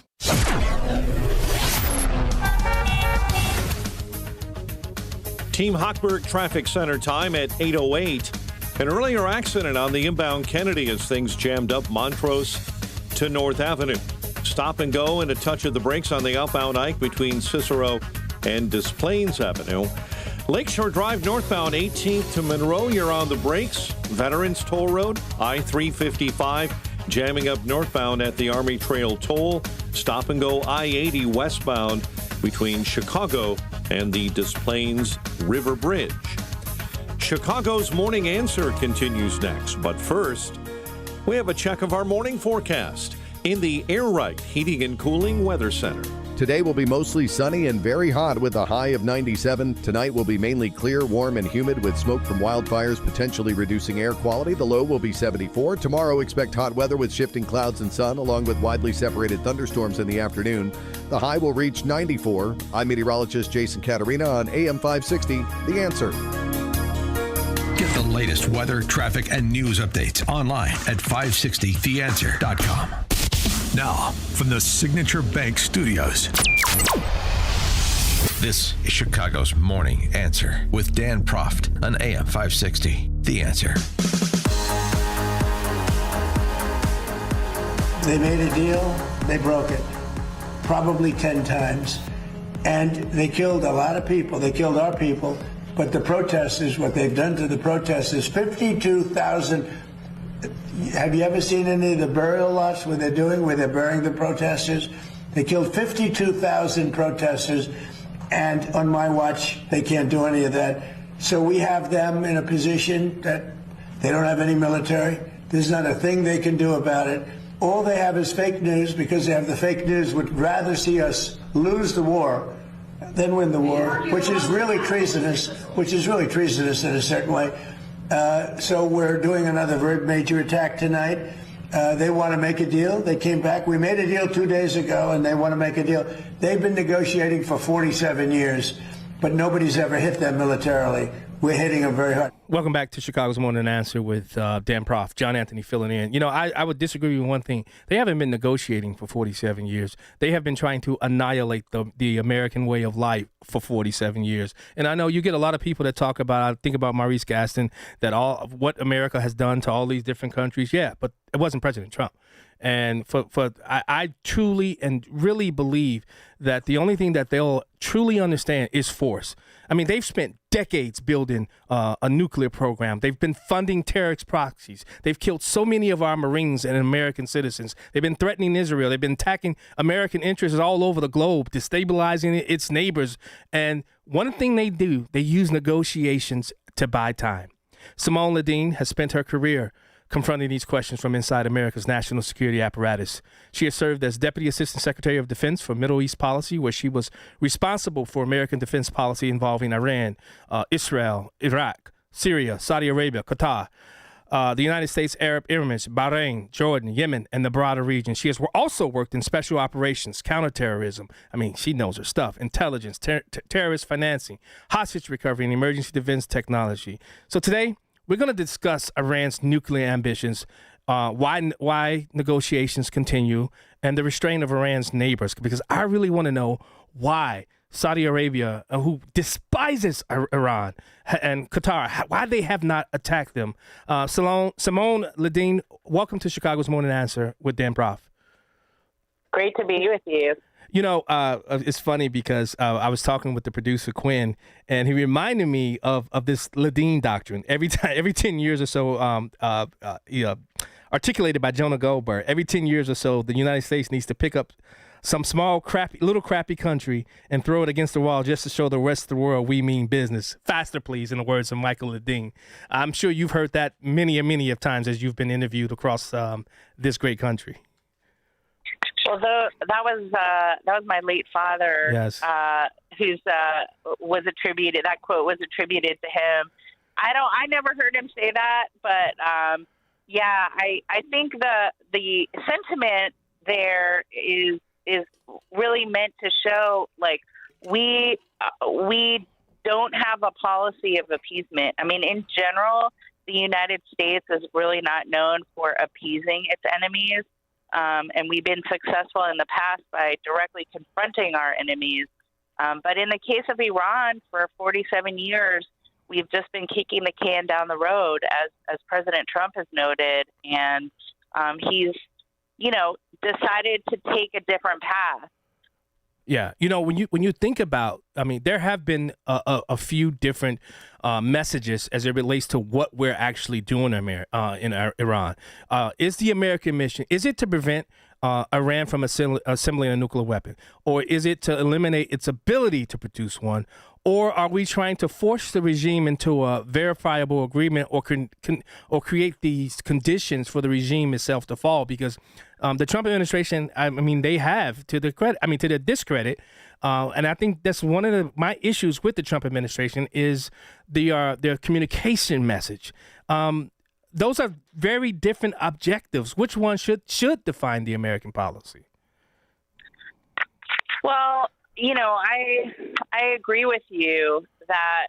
So first and foremost, let's go back to the original, the statements that President Trump has made about what our objectives are in Iran with these the strikes that we've been taking now for a year, and yes, our purpose was to deny Iran the ability to make a nuclear weapon. And, I also, like a lot of people, wish that more information was shared, more intelligence was able to be declassified to show the American people how close Iran was to building a weapon. But be that as it may, they released what they decided to release. But the fact of the matter is the intent was there. They've been building steadily towards this capability, and it got to the point where, we could not kick the can down the road anymore. It was going to happen. So the president made the decision to bomb it. Yeah. Simone, you came up with a question. I thought it was one of the most basic questions, but it had so much force within the question. Why are we still negotiating with Iran? I mean, you think about the decades of all these concealed facilities, the restricted inspections, the violated agreements, the proxy attacks, and so many diplomatic delays. At what point does continue to negotiate stop being about patience and become a refusal to accept what the regime has shown us? I mean, 100%. I think it's I'm personally embarrassed at this point just because they've shown not to be, it's a joke. It's not only have they shown not to be honest brokers, they lie on purpose. And we can't believe a word that they say. And they've shown that over and over. So what are we negotiating with them? I mean, that's why the ultimate goal has to be regime change. And I know it makes a lot of people uncomfortable to say that. Nope, not me. What what does that mean? That doesn't mean, thousands of American boots on the ground, by the way. That's not what that means. This regime will always pick that way. They will always lie. They will continue to kill their own people. This is the way it has to end. It has to end with regime change. Otherwise, it doesn't end, unfortunately. Simone, I keep asking myself, why are the other countries that are within the area or the region, why have they shown so much restraint? Iran has attacked, or they've threatened to attack countries throughout the region, either directly or through these proxies. Why have they shown so much restraint? Is it President Trump requesting that they not get involved? Because if boots are on the ground, I want their soldiers' boots to be on the ground, not Americans at this point. I think that's fair. What I will say is, in this latest round of strikes against Iranian targets, some Gulf nations did actually participate. That hasn't been widely reported, but countries like UAE, Kuwait, Bahrain actually have participated in these strikes, and not only have been engaged in defensive measures, as Iran has attacked each of these countries with drones, with missiles, but actually now they're engaging in offensive operations and part of this broad coalition. So that's really exciting. For many, many years, they have to live in this neighborhood, and they were deterred. They were trying to kind of live on this balancing act. But the gloves are off now. The Iranian mask is off, if you will. They attacked all their neighbors, and so their neighbors are like, fine, let's go. Yeah. The one exception to that, as you noted, is Saudi Arabia. Saudi has not taken action against Iran.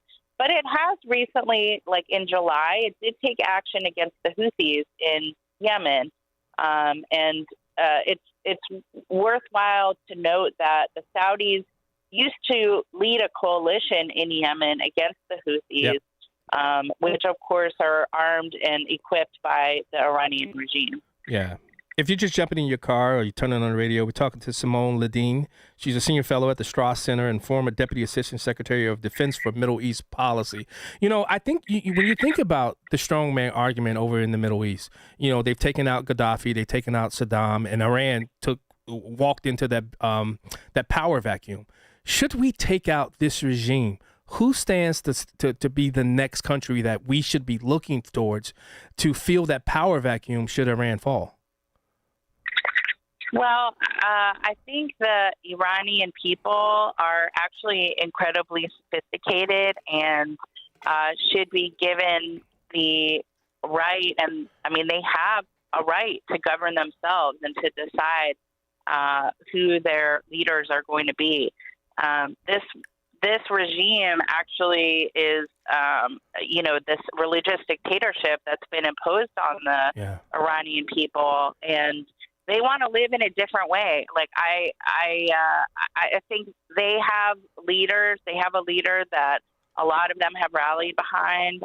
The Shah. That I think, the Shah is a unifying figure for a lot of the Iranian people, and might at least be a figure to kind of usher in the next government, whatever that looks like. Yeah. So I hope they have the chance to do that. They deserve it. Yeah. They've certainly earned it. There's a lot of blood in the streets. Simone, I think about the foresight that President Trump had in his first term to create the Abraham Accords.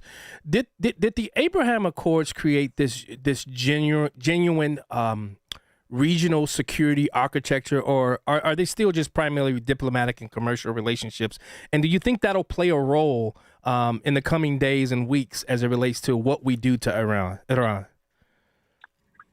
Great question. Thanks for asking that, actually. So the Abraham Accord allowed for an important move that we made in the first Trump administration, which was moving Israel out of EUCOM, out of the European Command, into CENTCOM, into Central Command, which made sense given that Israel is, in the Middle East, which is CENTCOM's area of responsibility.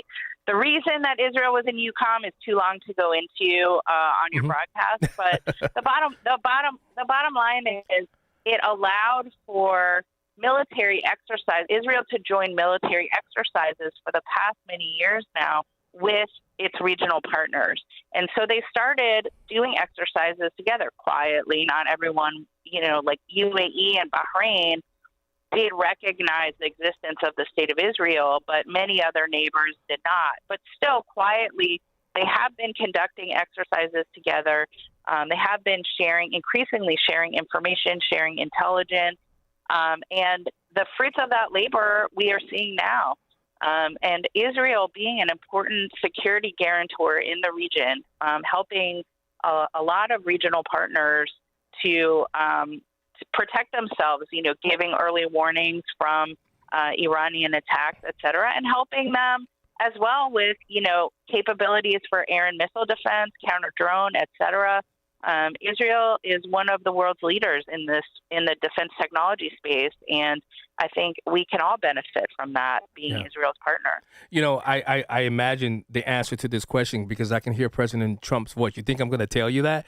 I personally think I've talked to some people that were former members of the administration or are close to the administration. And one of the reasons why the pause happened was because they were looking to find out a lot of the weaknesses or where to, I've been told that there may be some spotters there that are setting up different locations for people to, for the administration to hit.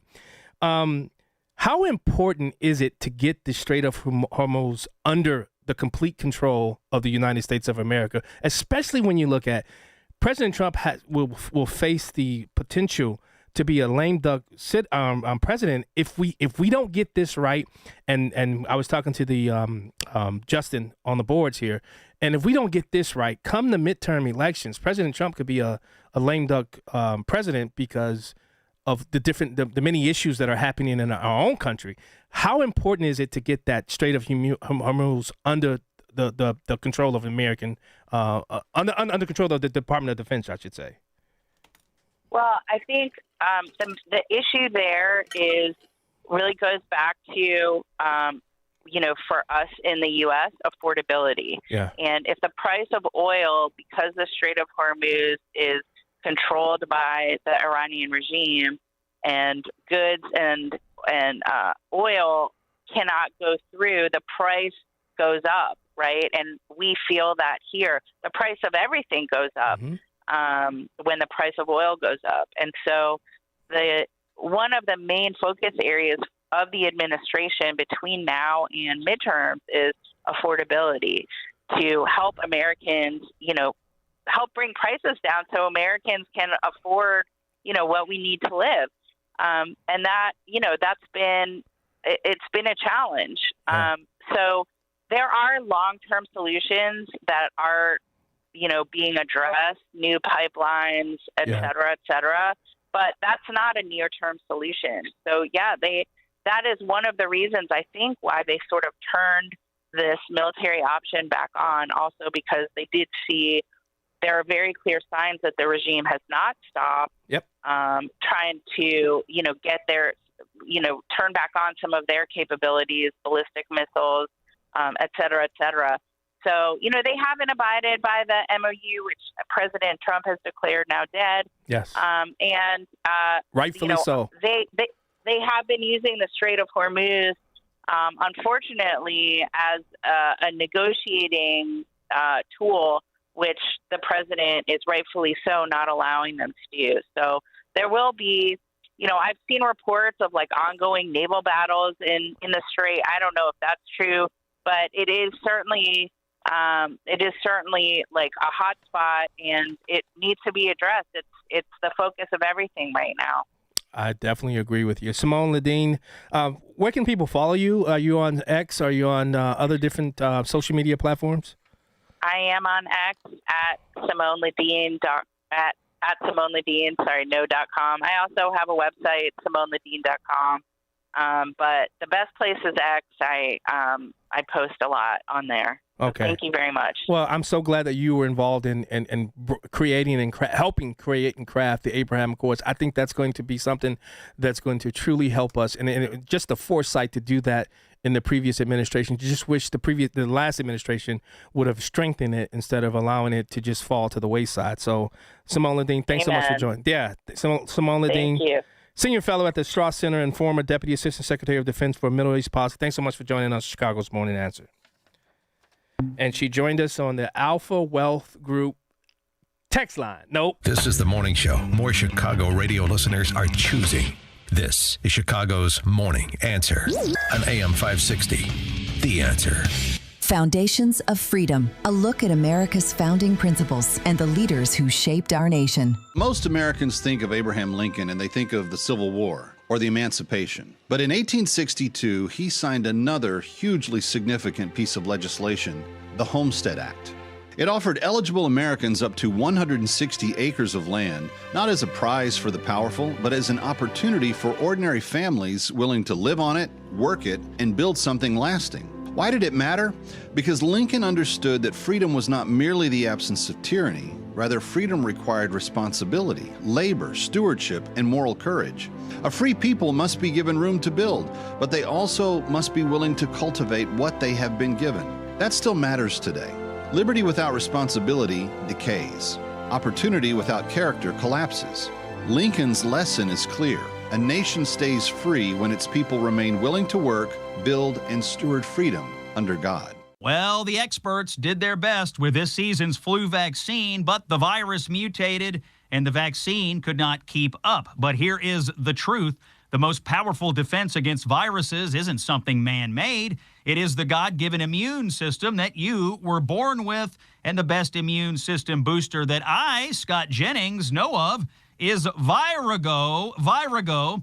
It is a liquid immune enhancement supplement featuring 23 potent nutraceuticals working synergistically to enhance your immune system against assaults. Trust the design that God gave you and strengthen your body's immune system with Virago, the ultimate immune enhancement cocktail.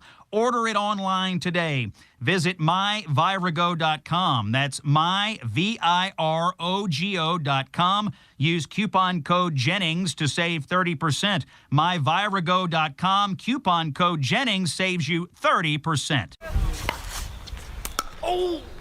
If you're over 65 and struggling with knee pain, Joint Relief Institute offers a guaranteed way to treat it. It's non-surgical and often covered by Medicare and private insurance. It's JRI's joint arthritis treatment, knee lubrication placement that's so accurate it's 100% guaranteed and can relieve your knee and shoulder pain in 10 minutes or less. Book your risk-free consultation today and get back to walking, golfing, pickleball to cycling without pain or medication. Call 708-315-6800. Meet the provider, get an x-ray and joint consultation. Why wait? JRI has treated over 30,000 Chicagoans and performed over 400,000 procedures. You could be next. Over 5,000 five-star Google reviews can't be wrong. Stop living in pain. Call the Joint Relief Institute today, 708-315-6800, or visit jointreliefinstitute.com. Locations in Glenview, Oak Brook, and Orland Park. That's 708-315-6800 for the Joint Relief Institute. Medicare and most private insurance plans accepted. I'm attorney Stephen Leahy. If you're a business owner with unfiled tax returns,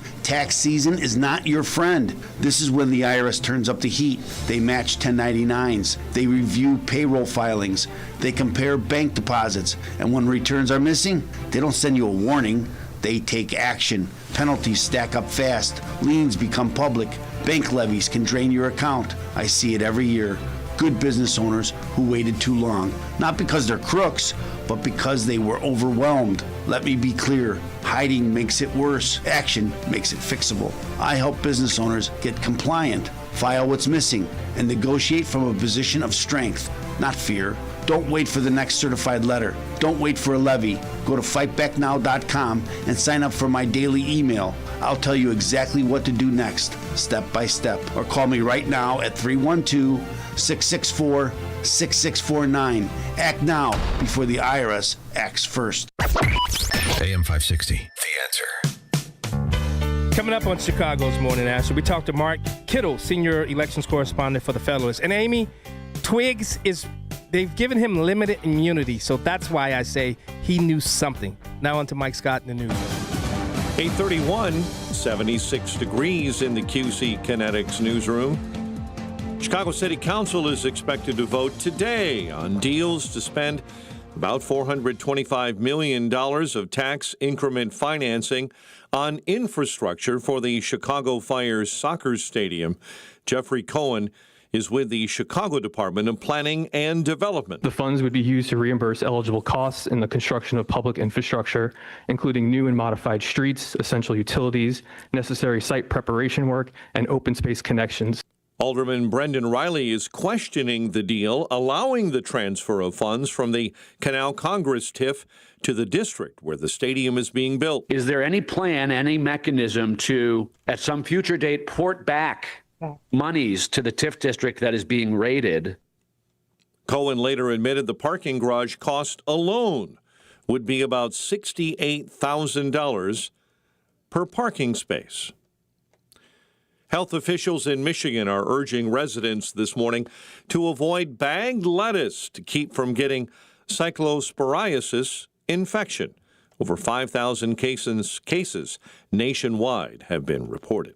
President Trump says the U.S. will keep attacking Iran until he says it's enough. And they have fight. You know, it's like a great boxer. You think you have him beat, and then all of a sudden he comes back and he gives you a shot. The U.S. next, according to Trump, will hit bridges and power plants. One teenager has been charged as an adult for the murder of 5 people across East St. Louis over the weekend. The St. Clair County State's Attorney's Office handed down a 12-count indictment against Jamire Davis, 16, charging him with 5 counts of murder, 1 count of dismemberment of a human body, 2 counts of attempted murder, and vehicular hijacking. I can't show her no sympathy. I hate to be like that. especially in this time. But it is what it is, and I really can't say I hope she get a light, nothing. That is the father of the 15-year-old female co-defendant. Davis and the 15-year-old are accused of shooting 7, including killing 5, Sunday morning. Prosecutors are expected to request the female's case be transferred from juvenile to adult court. Chicago sports. American League dominates the Nationals 4-0 in the All-Star game in Philadelphia. White Sox slugger Miguel Vargas launching a massive solo home run in the win. The news, a service of RockAuto.com. A bent tie rod can quickly bring a drive to a halt. For the parts needed to get back on the road, visit RockAuto.com and find a wide selection of quality parts at low prices. All the parts your car will ever need. Rock Auto. We'll have a check of the roads in 2 minutes on AM 560. Sean Fest returns on August 28th at the Westin Chicago Northwest in Itasca. Be a part of a live, on-location broadcast of The Sean Thompson Show, including a performance of the national anthem, followed by live music, food, drinks, and an opportunity to meet Sean Thompson. Registration is free. Go to 560theanswer.com/SeanFest. That's 560theanswer.com/SHAUN Fest. Sponsored in part by Virago and by State Farm Insurance Agent Anthony DeGrotto. Maybe you've thought about taking a cruise. Maybe you've even talked yourself out of it. But this is not just another vacation. This is the Gulf of America cruise. 7 days through the Caribbean with Mike Gallagher, Scott Jennings, Larry O'Connor, Jennifer Horn, and a ship full of people who love this country. No packing and unpacking, no complicated planning, just great destinations, meaningful conversations, and a once-in-a-generation celebration of America's 250th. This November, be there. Text CRUISE to 94878 to book your cabin today. Feel like you're trying to push a boulder uphill wearing skates? If you run or manage a local business today, you're challenged like never before. We get it, and we want to help. We're Salem Surround. We're a full-service marketing agency that'll help you increase your customer base by designing incredibly effective plans to reach your consumers day, night, and everywhere they might be. Salem Surround. Meet with a digital marketer today for ideas that will make your business stand out. Visit salemsurround.com.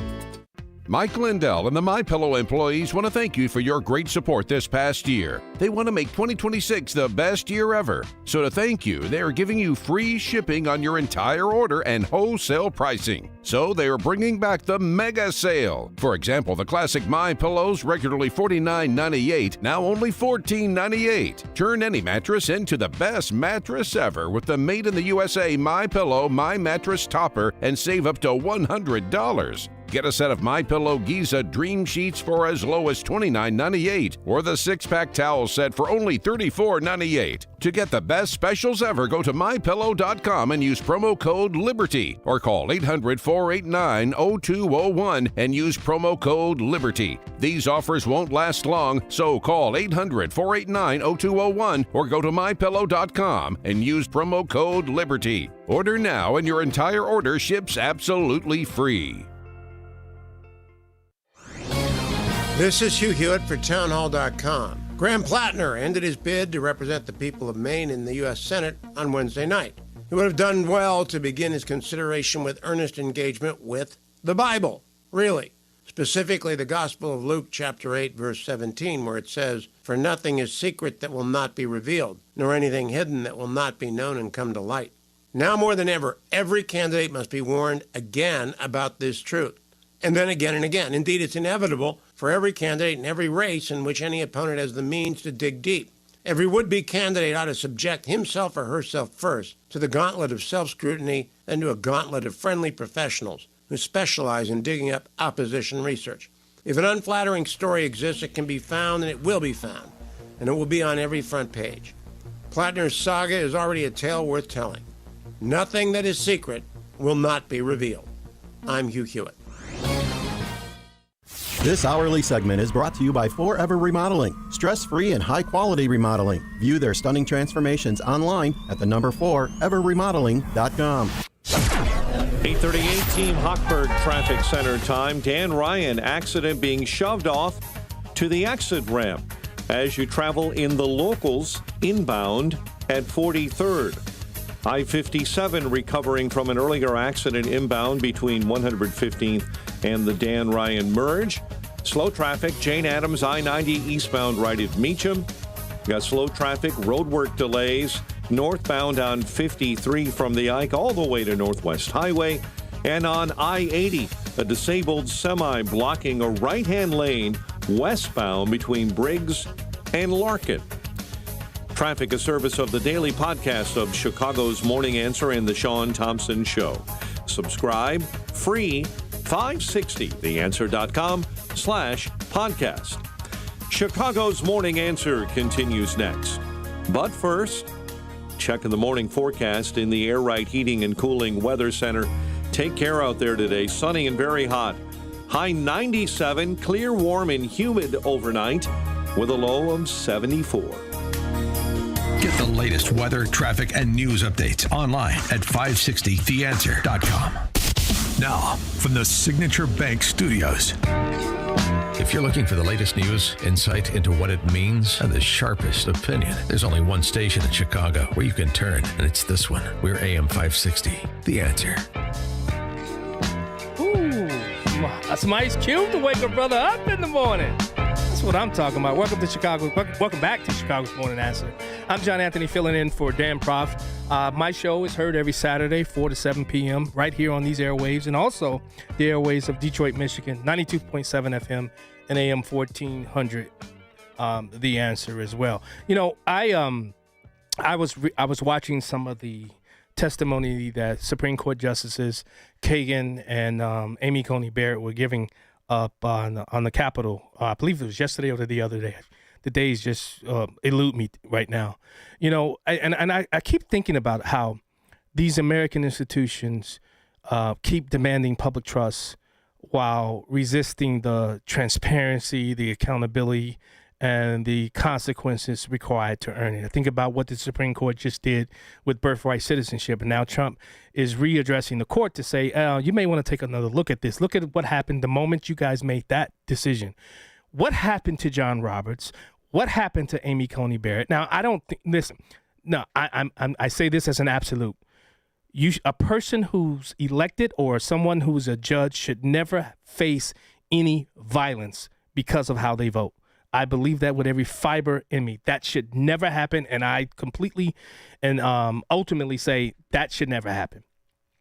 Now, M.D. Kittle has spent nearly 3 decades covering government, courts, elections, political corruption, and the people who exercise power while claiming they are merely protecting institutions. He's the senior elections correspondent for the Federalist.com, which I frequently go to, and he previously served as executive director of Empower Wisconsin. He's recently talked about this Roberts Court's birthright citizenship, election integrity, and Republican inaction. So, M.D. Kittle, welcome to Chicago's Morning Answer with Dan Prof, John Anthony filling in. Thank you, John. Appreciate you having me on the show. Now, Matt, you wrote that the legacy of the Robert courts will be cowardice and incoherence. I think back to the Affordable Care Act, affectionately known as Obamacare. Cowardice is a serious accusation to make against the Chief Justice of the United States. What specifically do you believe John Roberts is afraid of? I think John Roberts is afraid of the moment. He's afraid of the political whiplash that doing the right thing would cause. And that has defined much of his tenure as the Chief Justice of this court. You talked about Obamacare. I mean, he did absolute judicial legal gymnastics to make that thing work. And, of course, it hasn't worked for anybody. It's been a disaster. This is a guy who likes to take the middle ground, but the middle ground is going to be the death of the republic. And so he is not an Alito. He is not a Thomas.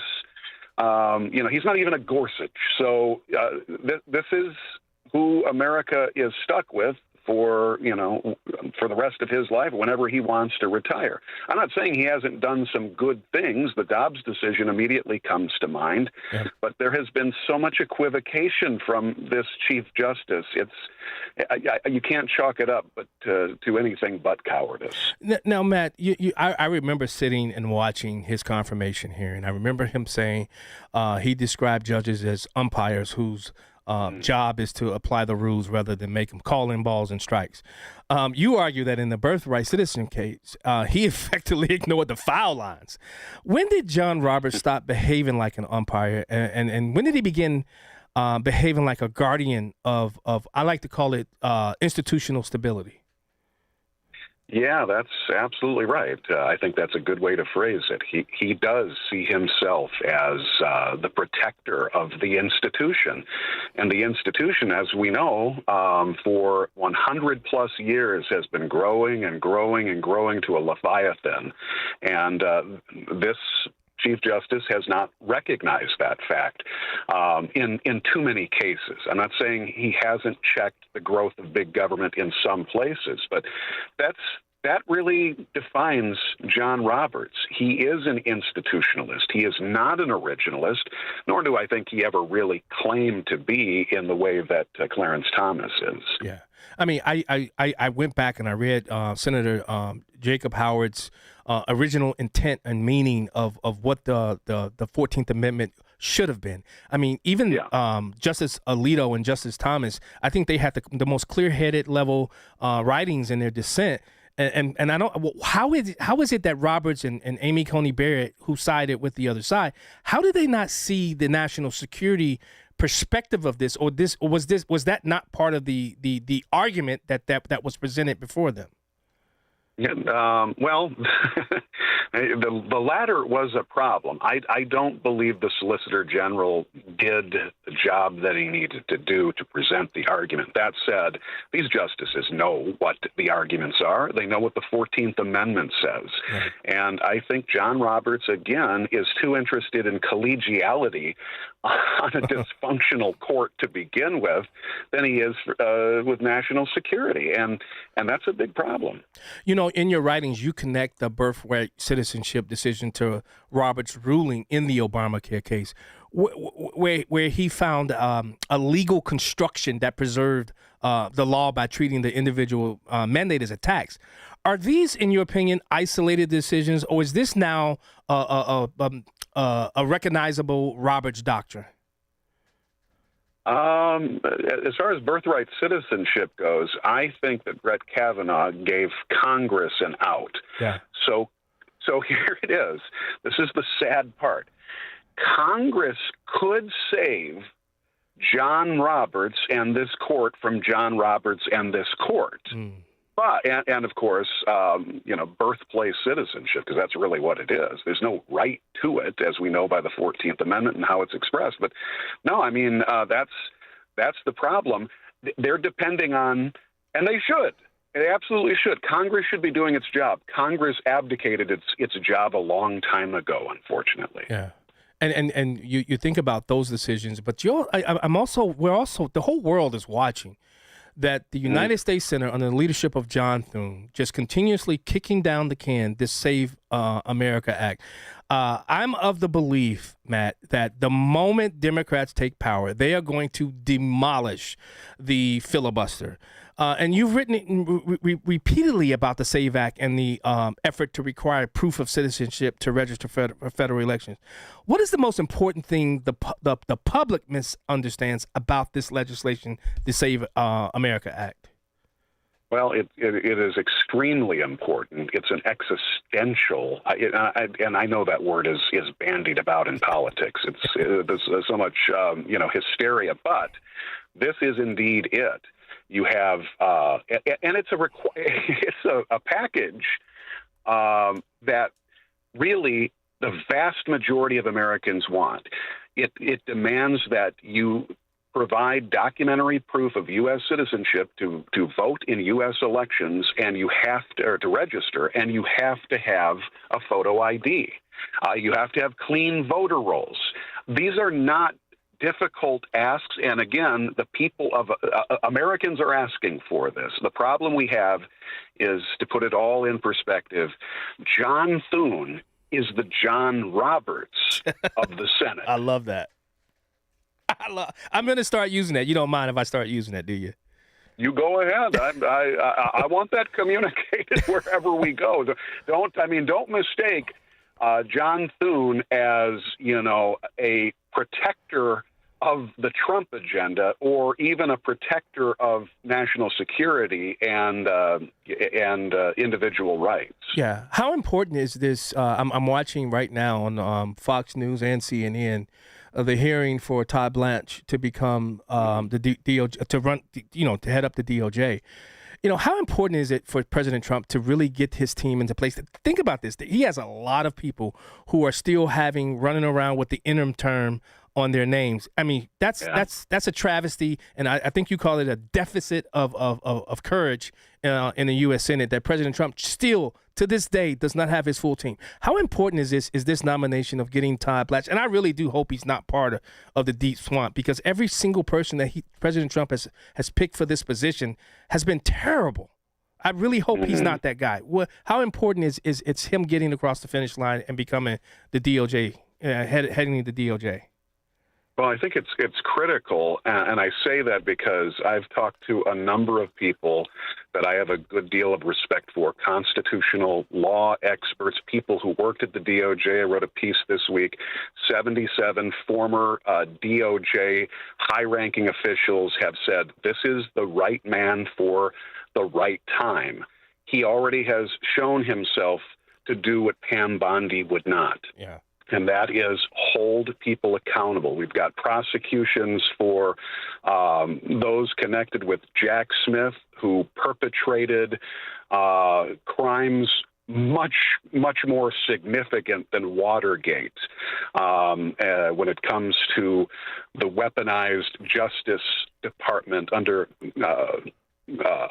Merrick Garland and in the Biden administration. This for accountability, for all things from fraud to the abuses of government in general, I think this is a critical nomination process. And I'll tell you, Matt, that's the one thing that I hold out hope with him, because not only does he have prosecutorial experience, he also understands the department.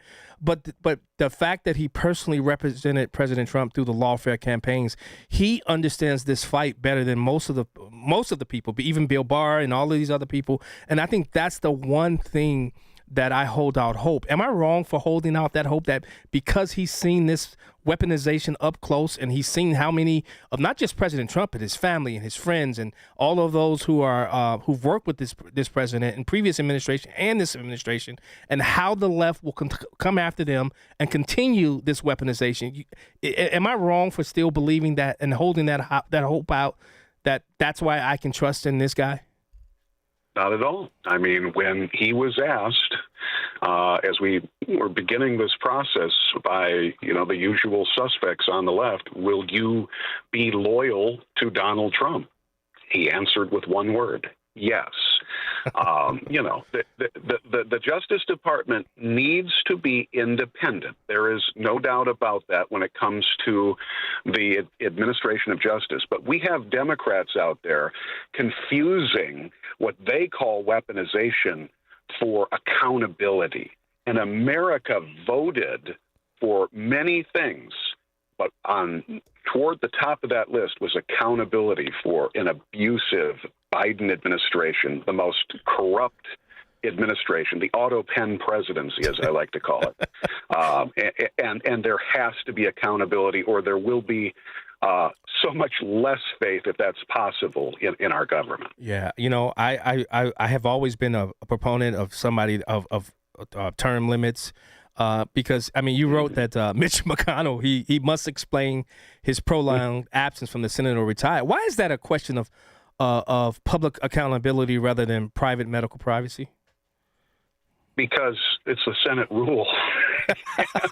This was a guy who was the longest serving party majority leader, And that's Senate Rule 6. In the history of the Senate. If anybody should know the rules, it should be Mitch, I know Mitch has faltered over the last several years, but it shouldn't be a case where we don't know what's happening to this guy and if he's living in a shack with Elvis somewhere, they have to follow certain rules. And one of the rules is if you're going to be gone for an extended time, you need to seek permission from the Senate to do that. We have no evidence that ever happened. I still am very concerned about the state of Mitch McConnell's health and what that means moving forward. That's Senate Rule 6, which he should have known. I set you up for that one because I knew what you were going to say as it relates to the to the rule. But one last question, and I should have did this at the outset of the show. Lindsey Graham, he has his people who love him and people who hate him. What will be his legacy? I think his legacy for the left will, and I don't mean to answer for the left because who cares, but I think the left and corporate media and the leftist historians who write history will be that he became a loyalist for Trump. I think his legacy will be one of hard work and dedication to Congress. He has a lot of warts on his political record. He has done what has. I have heard, some good sources say there is no one in the world that Lindsey Graham cares about more than Lindsey Graham. That's true. And I have heard that on multiple occasions. So that also will be part of the legacy. Yeah, I'm not one to believe the conspiracies that he died, what happened over in Ukraine. But I do find it strange that he called instead of 911, he called an aide to another senator. That was kind of weird, and I guess that is something that's Lindsey Graham. He would do something like that, from what I've been told from people who know him very close. But MD Kittle, go ahead. I was just going to say it reminded me of that creepy show with Kevin Spacey a few years back. Oh, what show was that? Come on now, you can't just do that and not name the show. I know it, and I can't think of it. Yeah, he was House of Cards. Oh yes. That. Hey, I lived through a lot of that House of Cards. But man, MD Kittle, senior elections correspondent for the Fellows. Thanks so much for joining us on Chicago's Morning Answer. You got it. Anytime. Have a great day. All right, you're the best. And he joined us on our Alpha Wealth Group text line. I keep getting that. This is Chicago's Morning Answer. Your show keeps me alive during the week. There's nobody I'd rather listen to between 5 and 9 in the morning than you guys. On AM 560, The Answer. 2 years ago, Bobby Carpenter completed treatments for knee pain at QC Kinetics. So we're checking in with the former college and pro football player to see how he's doing. I've been asked a lot, how long does this last? How long does it work? I go, I've had mine for a couple years, and everything feels very good. It feels just as good as it did when I started to turn the corner. Bobby's an active husband, dad, and business owner. That's why 2 years ago, he heard about QC Kinetics, the nation's leader in regenerative treatments, and he knew he could trust them for his chronic knee pain. And thankfully, with QC Kinetics, I was able to go through this, and my activities are the same as it was. I'm able to coach my kids in sports. I can play golf. I can go run. QC Kinetics patients like Bobby don't miss a beat. No surgery or rehab. Just freedom from debilitating joint pain. Ready for lasting relief from joint pain? Call QC Kinetics today for your complimentary consultation and see if you're a good candidate. Call QC Kinetics, 312-827-6261. That's 312-827-6261. 312-827-6261. We work a lifetime to build a legacy for our families, but the most enduring gift you can give them is the peace of mind you provide when they need it most. When you pre-plan your arrangements at Catholic Cemeteries of Chicago, you replace the weight of uncertainty with the gift of clarity. Secure today's costs and protect your family from making emotional and financial decisions at the time of need. It's a final act of love they'll never forget. Visit CatholicCemeteryChicago.org or call 708-236-5400. All right, I'm so excited I can golf on our golf outing. And the reason why I can golf is because of Virago. Yes, I even called Dr. Huber the other day and said, I don't know what's going on. I've had shoulder pain for a year. I did not want to have surgery. Don't have time for downtime at all. So I called Dr. Huber and said, what's going on here? This is the only thing I've been doing different. And he said that Virago is an anti-inflammatory. So a lot of pain is associated with inflammation. So swelling's gone. I could use my shoulder again, and I will be golfing. But here's what you do. Virago is so much more than an anti-inflammatory. It's an antioxidant. It has nutrichemicals working together in synergy. And it even protects your heart, kidneys, and liver. And because it's liquid, folks, your body absorbs it quickly. I mix my Virago in with my orange juice. You can put it in smoothies, and you will feel the difference. Trust me. So order your bottle of Virago today at myvirago.com. That's myVIROGO.com. Use coupon code IMMUNE to save 30%. myvirago.com, coupon code IMMUNE. Your kitchen's outdated. Your bathroom feels cramped. Every day you wait, prices go up. And you keep living in a space that doesn't work. At Forever Remodeling, one team handles everything. Design, planning, and installation, start to finish. We show you your new space in 3D before we ever break ground. No surprises. With flexible financing options, the home you want is closer than you think. Visit foreverremodeling.com. That's the number 4, everremodeling.com to schedule your personalized in-home design consultation. AM 560. The Answer. Are anticipating your big announcement on Thursday night regarding election machines and integrity. Can you give us sort of a sneak peek about what to expect and tell the audience? Well, I'd rather save it. It will concern that subject, and we'll have a couple of other things to say. Why should people watch them? But I'd rather save it, but it's really big news. It's really, really big news. And our country has to shape up. But I'm going to pay attention on Thursday to see what this really big news is. I wish it would have been last night so I could have talked about it today. What is the big news? Big news is coming out of what happened in Georgia. Trump has basically called the 2 sitting U.S. senators, they weren't elected without the steal, it basically is what he's saying. So we'll see what happens with that. Justin, technical producer, thank you so much. Quinn, producer extraordinaire, you guys have been great. I really thank you, and I appreciate you guys for helping me. Mike Scott, welcome back. It is now 9 o'clock on WIND Chicago. It could be a very testy job interview. I'm Dave Anthony, Fox News. I'm exceedingly grateful to President Trump for his trust. Acting Attorney General Todd Blanche at the start of the confirmation